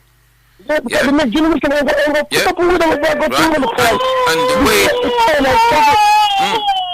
you see all the generation in the background there now, I tell them straight, you know, the generation in the background there with you, I tell them straight, you know, them are coming, you know, so it's either you deal with my old man here right now, or you have to deal with me. And when you have to deal with me, it's another pet and pamper thing me I deal with. We're going to find means and mechanisms to get it by any means necessary. So your descendants will blame you for the atrocities that awaits them if you don't come to the negotiation table. Yeah? Yeah. If you are truly a humane person, you will come to that negotiating table. And if you're not, then suffer the consequences in the future, because it will happen. There's no doubt. I have no doubt in my mind and my heart and my very atoms that I live with, that they will get what is due to them if them don't relax up them. And I feel some of them know that too. That's how they might try to push it too. You see my deal? But you see, they move on a wave of arrogance. Yeah, that is always gonna be like this. Yeah, and you know, I say this with evidence. Yeah, that they had to ease up, right, in the actual physical part of enslavement, because it was coming volatile for them. Yeah. So now, what? And because they know that at some point it's gonna click in the heads of the masses, yeah, is why they equip their police force like they're equipping an army. They don't think they're equipping the police force in the way they're equipping for no, they're preparing for something that they know is inevitable to come, because they refuse to change their draconian, disgusting, unearthly behavior. I agree. Sarah, I agree with you 100% on that. You know, see, because the cause of reparation will not diminish. It will only get greater. Global reparatory justice will become the cry of now and into the future. It will only get louder and louder, because right now all the work has been done by our ancestors, and that's been done now. It's just preparing the groundwork for future generations. Let's see. And we will, and a matter of if, you know, it's a matter of when. They have to come to the table, have to face African people, because if we are about anything, if we have any ounce of dignity or self-respect, we'll not let them get away with what they have done to us. No. And you see, I'll tell you something, yeah? Them always put things in a film, you know. Yeah? And them just make a film the other day called the Black Panther, you know. right? And Wakanda and all them thing there now. Don't think that's just a film, you know. Them Many messages in that film. Many messages. Them might think it's a film, you know. But trust me, some new generation see them thing there, you know, and them brains start tick already, you know. You understand? So them feel, so them, you see, because what they do, you know, what they quite clever at doing, they get the best of every nation to work for them. So they have been able to do this over centuries now, is to get the best. Prophet, what I discovered in the Prophet is that you see the writer and the director, they're Gahaviite in a Prophet. I discovered that in my research. I never know that. You know. I never know that. I never know that too. I knew them on a date from the red, black, and green at the film. The director, you know, I break down how he incorporate the God, the thing, at the film, how he create all the symbolism. Delani, Kaliyewa now, right? Kwami from Nottingham called earlier, you know, and was saying that him never support the film. But me have explained to him, say, me take my youth them there. But hear the joke now. Because me I said to him, you know, there was some lines in that film that I was surprised them was in it. Yes. There were some lines in that film that me said, wait, why am I surprised? They put them line there in another film there. Pan-Africanist, then the man and the writer is a Pan-Africanist. But you know, even when you are revolutionary, you only can get, when a man has 200 million, you only can go so far. Yeah. You understand? Even no matter how revolutionary you are, you know, see, if a man has 200 million, that he's not going to make a demand. And I see one of the compromises was when that CIA agent was allowed to go to Wakanda. Yeah. That was showing me the white audience in my board. Well, I think there was more than that in the film. There was more. He was one aspect of it. I mean, at the very end, there was another aspect of it. The way that they presented Killmonger, that was another aspect of it. You know, the fact that them got Vienna, them left Africa, where Africa starve and suffer and all kind of something going on down there. And instead of them stay there and fix up Africa and make the borders of Africa safe and things and secure and all them something before them go out with them, but them pass all of them African brother and sister and go to Vienna and United Nations and all them things. So there's a whole heap of other things. The plot, there's a lot of twists on the plot where I'm critical of. You know what I mean? I thought the scene at the museum was a brilliant scene. I don't know if you... Yeah. I like the scene in the museum too. Yes. When the brother, when him asked him, said, well, I'm taking this, you know, and she had probably enough for sale. He said, when you were taking it from my ancestors, you never tell him, say, it was for sale. You see? Me like that piece there. But back to the subject in matter. Yeah, we can break down that film probably another week again because it's going to be around for a while. Yeah, I just need to read out the number again. 07539695245. Remember, if you text on that number, you can, you know, get your Nev's 8-panel hat, for free. Yeah, one hat. You can get a hat for free. You don't have to pay for it. Just write down, say you want a hat, and Saturday you go pick it up free. Yeah, all right. Nev's. Yeah, all right then. Yeah. So to keep it on what we're talking about, because what I was trying to do is to take the listeners through a journey, and that journey, just that journey of the Maangamizi, not the total journey of our story, because that journey I need about 100 shows to go through that.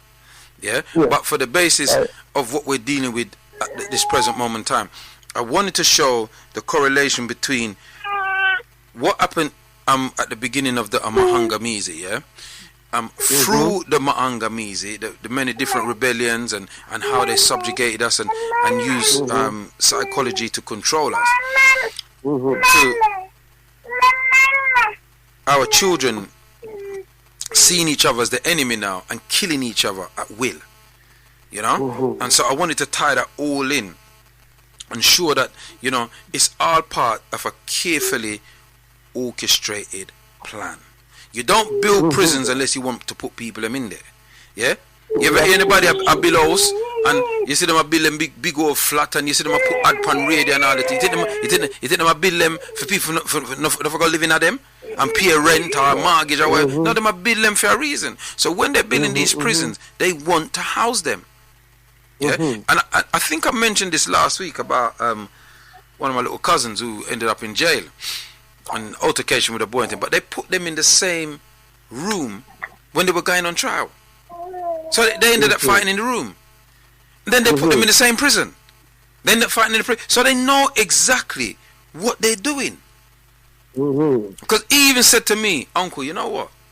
I just started to think to myself, hold on a minute. You sure them man ain't setting us up? He started to think that. You see what I'm saying? But most of them don't have the wisdom to break down that mentality. You understand me? Yeah?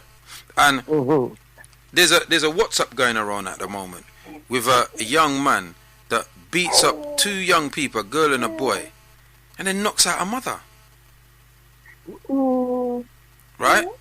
I don't know how old this footage is, but it's that kind of thing where there is no... when you start losing respect for the elders, your whole society is finished. You follow what I'm saying? Yeah? And these are things that has been generationally imported from these people. Yeah? I don't know how old this footage is, but I just pray that that person is tracked down, because I know that when I was a youth growing up, that could never happen in my community, ever. And if it did, everybody in the community would have found a boy there and would have string him up, because mothers are no-go areas. They it's just a fait accompli. They're no-go areas. You just don't do that. You understand what I'm saying to you? Right? You know, so this is the deconstruction and the destabilizing of the African family and African culture and African ways. You understand? It's systematic. It's completely systematic, my brother. I mean, as you know, because for one thing, that we never supposed to survive as a people. No. We're not supposed to be here. No. And they now try to figure out how best to rid us. One of the things that they constantly tell us that, they wouldn't mind if we disappear. Yeah. They would love that. But they're more tired to see us here. Because we're not going nowhere without repertory justice. You know what I'm saying? I mean, matter of fact, I think nothing can start, nothing can function, nothing can end without the repertory justice. That's the beginning. But what we have to make sure that we Africate the people about, my brother, is that the repairing of the damage must be done by us, and can only be done by us for us. That's the first thing. Yeah. Obviously, there are structures and things that we're going to need to implement and to initiate this program. Now, this is where the repertory justice come now, because we're going to need buildings. For our own counselors, our own psychotherapists. Yeah, we're going to need buildings for our own chemists and social worker. Excuse me. And our own mathematicians and scientists and things, just and teachers and all them something there. Just like what they did for Israel. Yeah, them give them a place, and Germany pay them financial compensations for them to initiate their repertory activities. For them to heal and repair themselves. View the trauma and the whole 9 yard. Them get their military arms and take up themselves. For generation. For generation. Right? Because Germany don't stop paying them. Germany don't stop paying them. Yes. It's an intergenerational damage. So we know we have to approach it from that level. And you're absolutely right, my brother. I mean, there's internal and external aspect of reparations. Yes. There's cultural reparations. There's economical reparations. Yeah? There's Africational reparations. There's reparations of all kinds, as Chinways will say. You see my David? So I know no joke thing this you know, we're coming up to the end now, but just to let people know, I'll be here until 7:30. Yeah, the next DJ is running late. And so I'll be here until 7:30. Just go through. Okay. I was ready to run off for the line to free up the line, you know, because well, want the lines. No, we're there until 7:30, and management just sent you a message and says, you know, if we can go down through. So we're there now, and the vibes feel nice, and you know, see it, and so we're gonna roll through, and burn some more fire.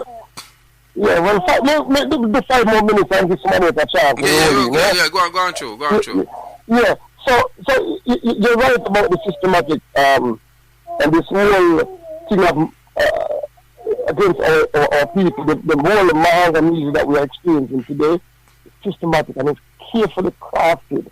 You know, see, because they're using all types of tactics against our people, not to mention the police brutality, the mass incarceration, the economic marginalization of our people, and, you know, I mean, the whole idea of stucking us in social programs and social service.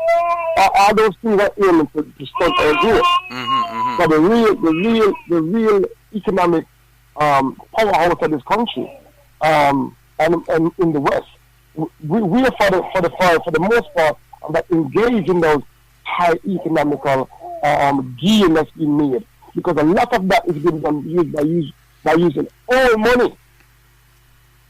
See, anybody coming with new money now, you're at the bottom of the pile, you know.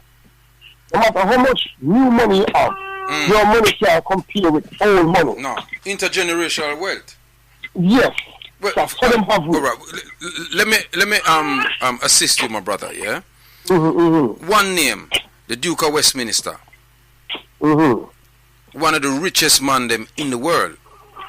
And definitely in this country. Yeah. Won the whole of Oxford Street and Regent Street and all of them building and all them something. All the Queen have to pay money. You see my David? Yeah. And his wealth is over 300 years of intergenerational wealth. And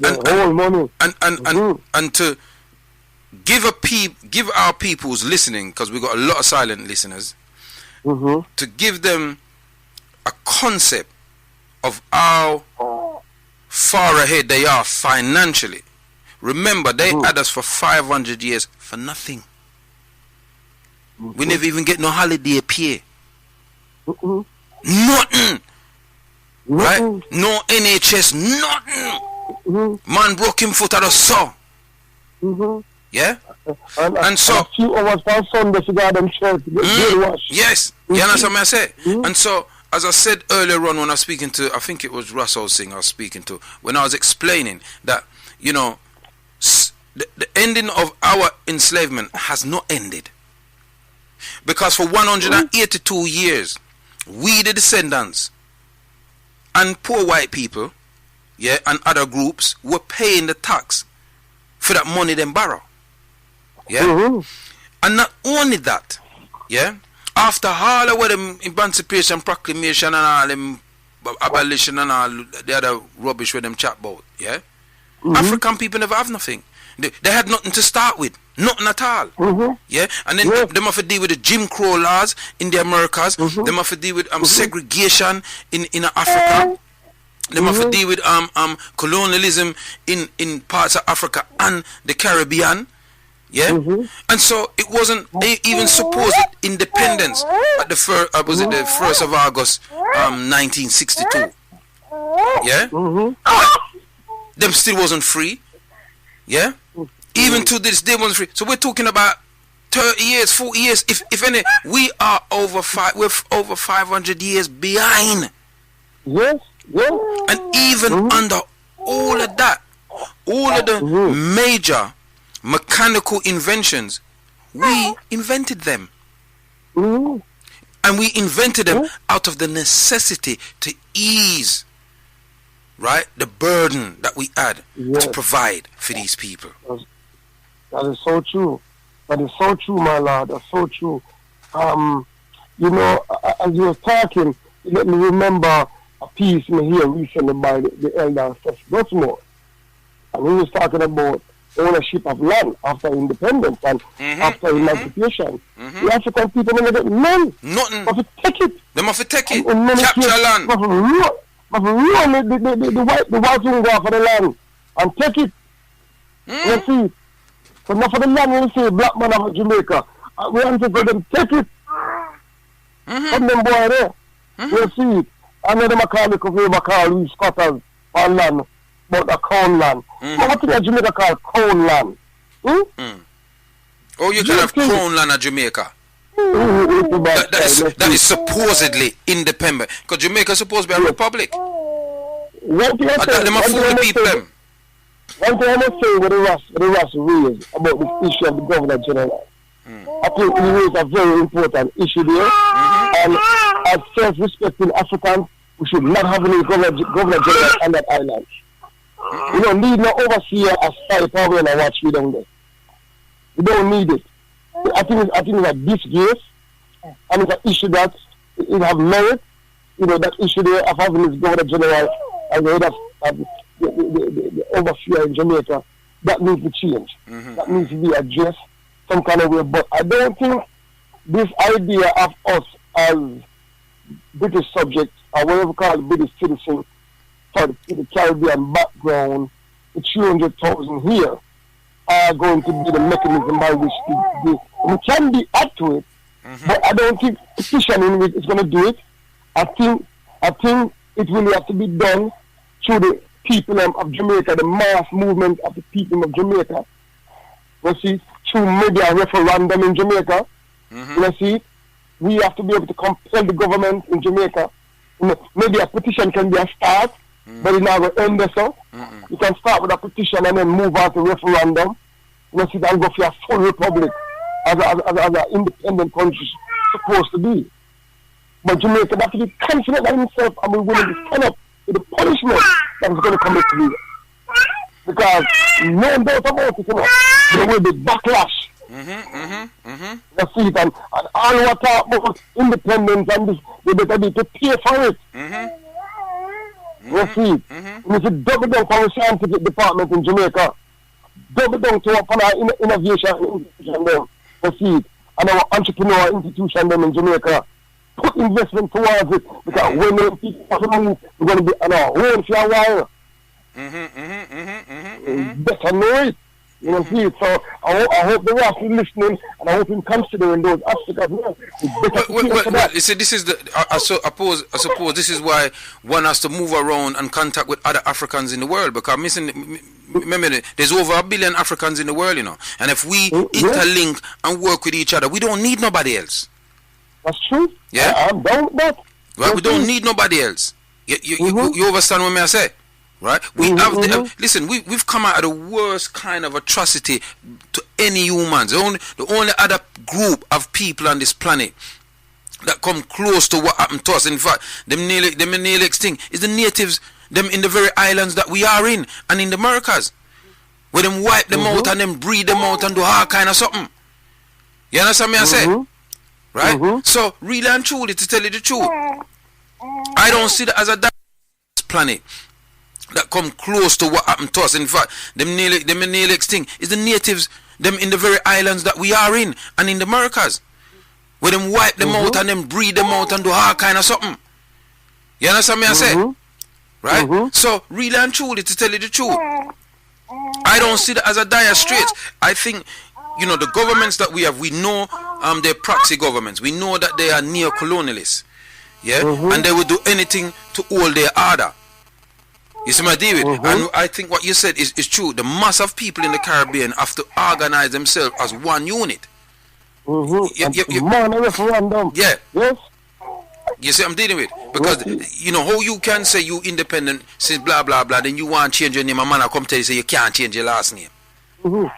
Eh? Remember, you know, over here they don't use that terminology no more, surname. It doesn't exist. They use last name. So them still I use the word surname? You see my David?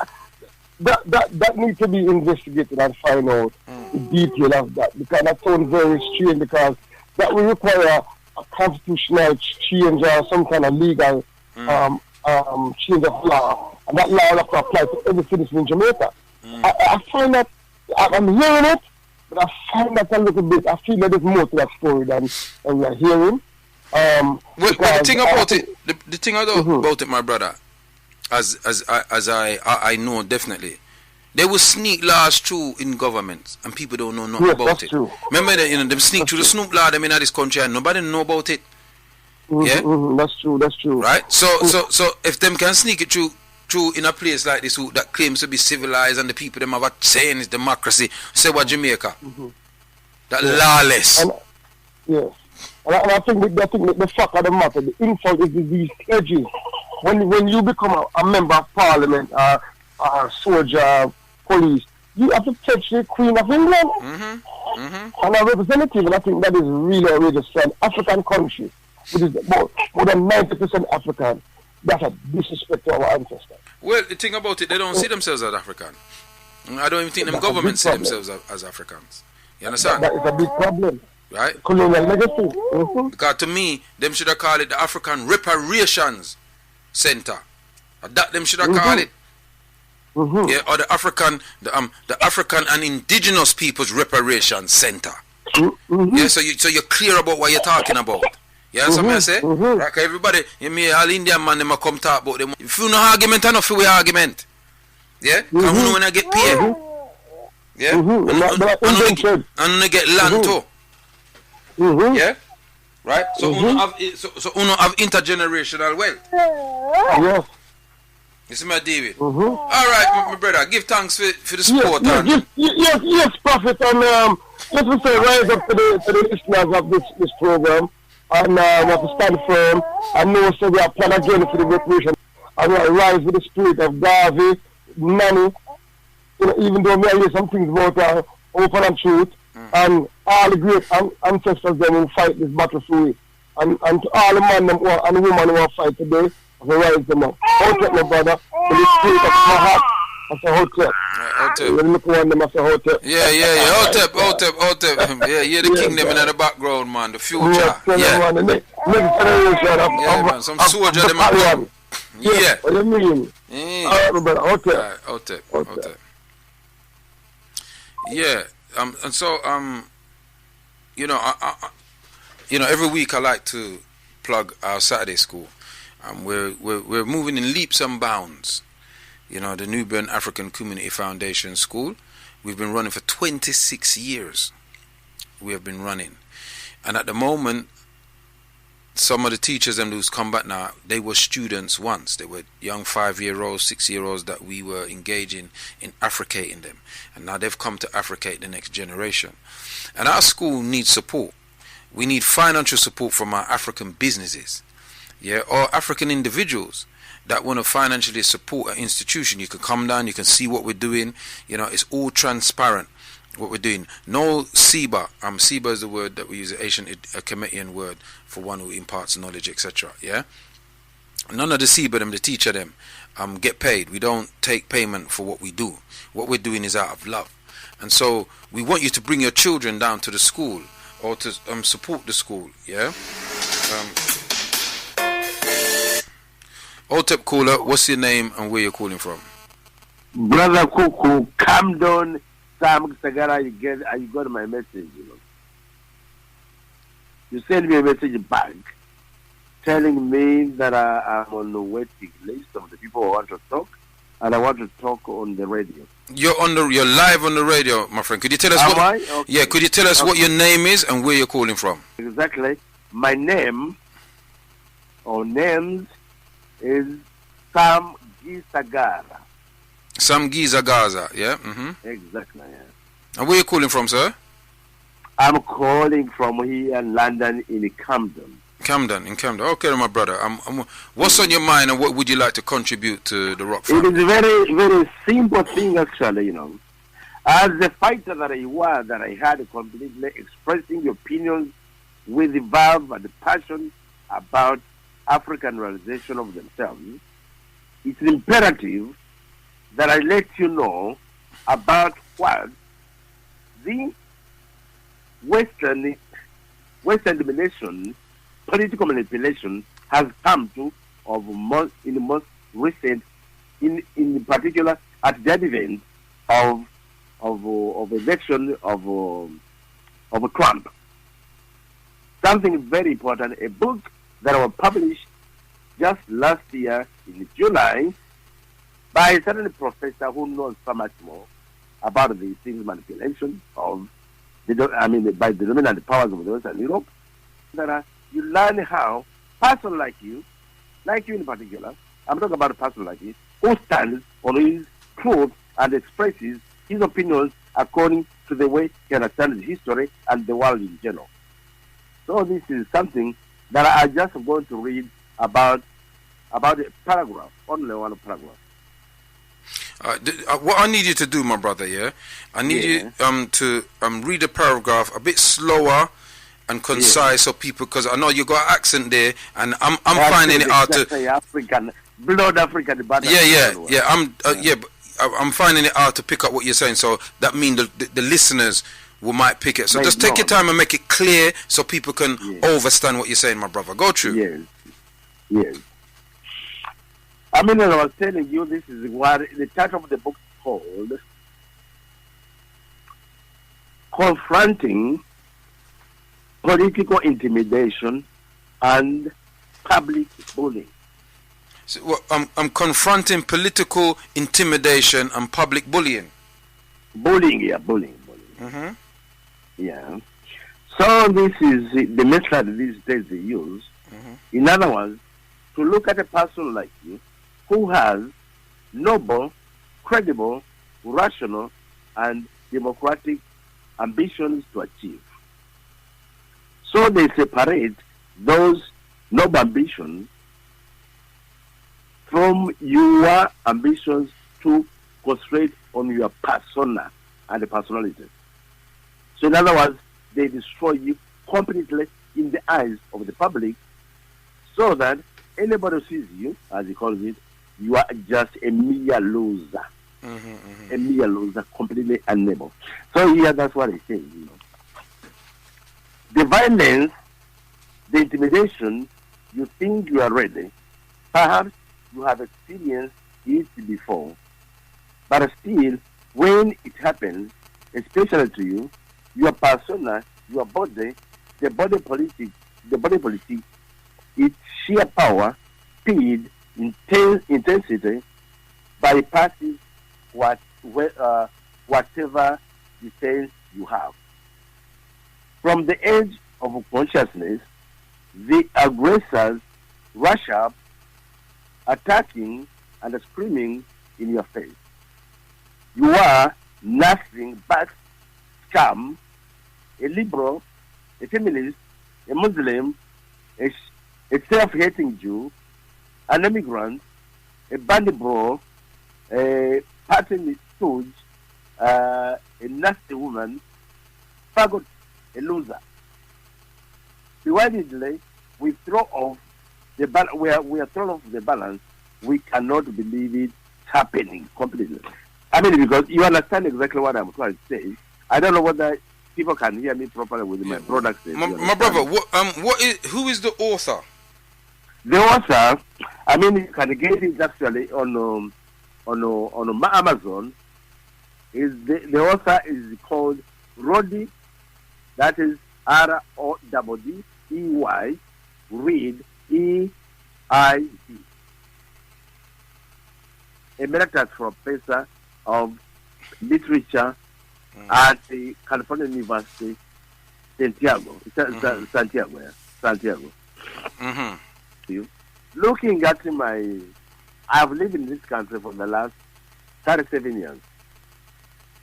Looking at my personal struggle, because what they do, once you have the right on your side and you say what you believe is the right according to what you understand it, and in particular when you talk about your history of slavery, colonialism, and now colonialism is happening, they are completely ashamed to the point where they say, look, this guy, if he gets power, you're not going to see it, And therefore, what they do to him is paralyze him completely make him a loser in the eyes of the public.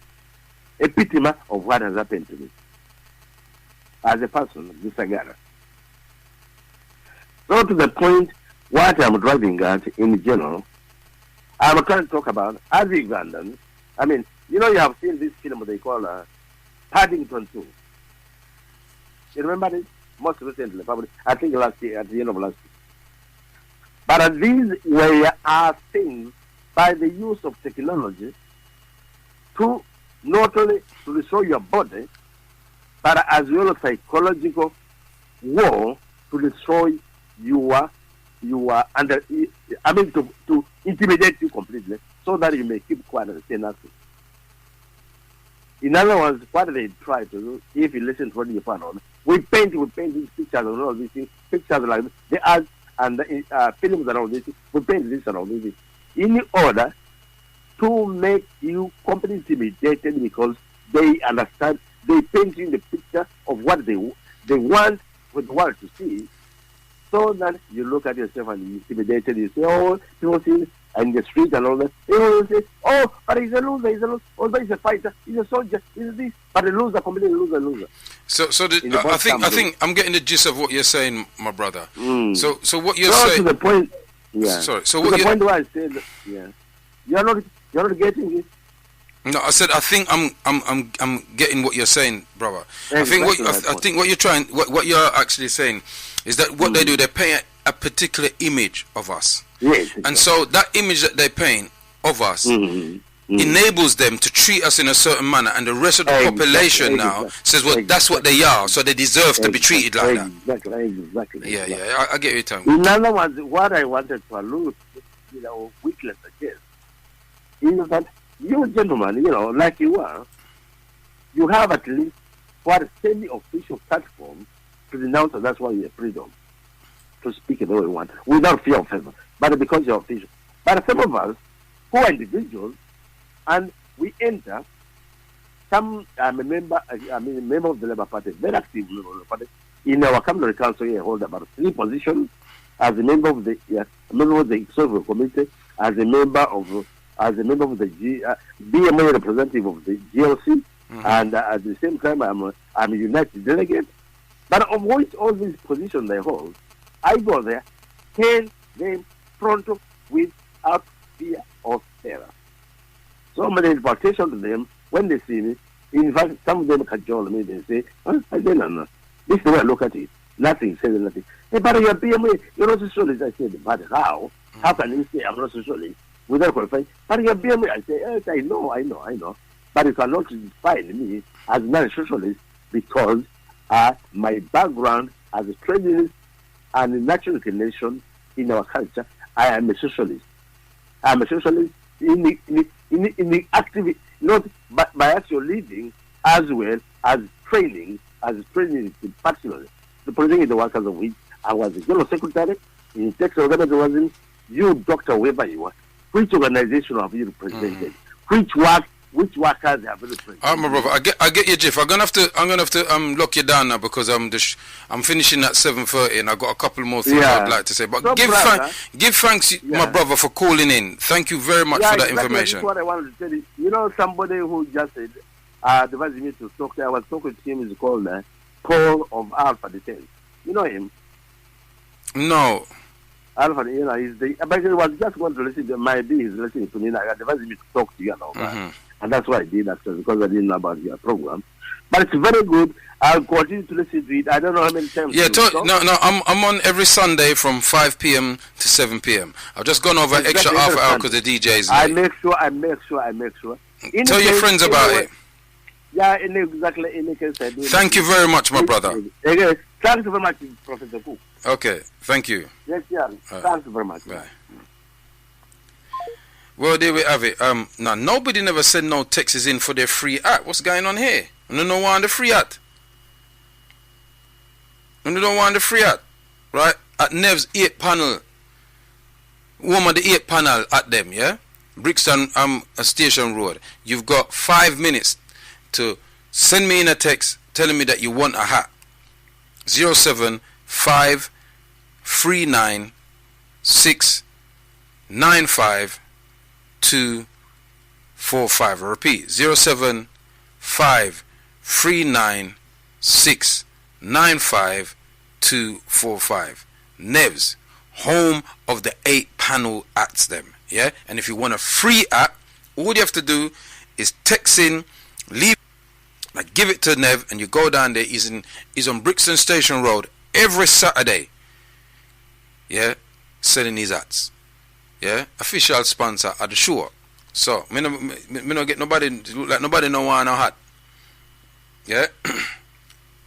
Right, 07539695245. We got about 6 minutes left to go. I want to thank everybody that called in. You still, if you want to call in and make an addition to what has been said, but what is critical now is that all of you as Africans, and even if you're not Africans, you need to call up your MP and say to your MP, we are members of the Maanga Mizi petition. Go on the website and sign it and tell them you want to know, oh, you was paying taxes. Oh, you was paying taxes for the atrocity of African people. And I'm speaking to all the other groups of people who claim that they're sympathetic to our cause. I commission you to contact your MP and say you want to know about this thing here. Or is it you tell us say abolish slavery X amount of 100 years ago, and 182 years you are take money out of free pocket for pay for it? And those people you're paying to, they have intergenerational wealth, and Cameron is one of them, and Blair is another one, and there's more that you can find out yourself. There was 46,000 of them. Yeah? There was 46,000 of them buying Africans like they were buying mobile phones. When them dead, them upgrade to another African. Men, women, and children. This is the legacy of Britain.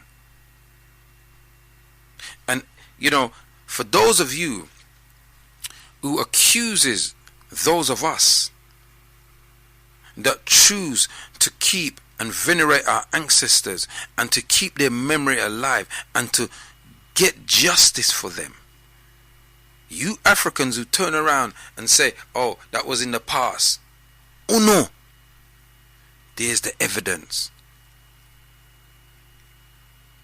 So you're in your job paying your taxes, and portion of your taxes is going to paying wealthy people already. That's already made money off the backs of our people for nothing, and still making money till today. And then Uno come tell me, say, me have a chip on my shoulder, me have a mountain. In fact, me have a planet, Saturn, not even Earth.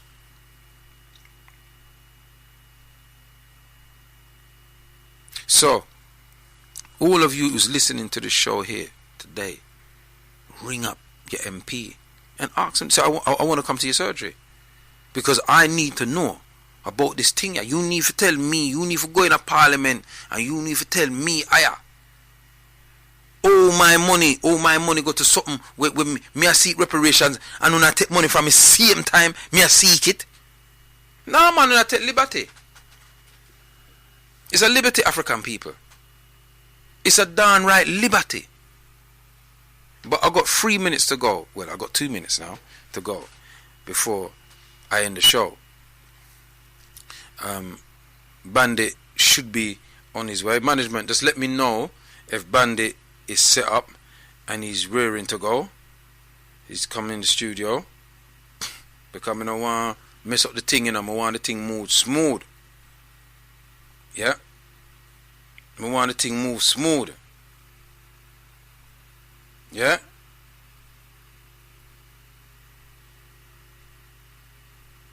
Yeah. So I just want you to know that you can support the African Nubian African Community Foundation School. Yeah, we're based over in the Wandsworth Road area, Southwest 8. We are at the Springfield Community Centre every Saturday from 9:45 to 2:30. We teach two main subjects: science, history, maths, communication, moral philosophy, and we give them a good meal. We cook food. We give them a pet and pamper. For more information on that, you can contact us on 07931 238 759. That's 07931 238 759. You've been in tune to Nubian Forum Talkshow live on the rock926.com. I'm going to sign off now because Bandit is supposed to be coming on. It's been beautiful listening to you, my people. Give thanks and praises unto the creating force of the universe, the omnipotent being that which is greater than ourselves. The Rock, Black here next week from the hours of 5 p.m. to 7 p.m. in the best in the knowledge of our ancestors and our people. Yeah, this is the Prophet Kwaku out. Yeah, Otep.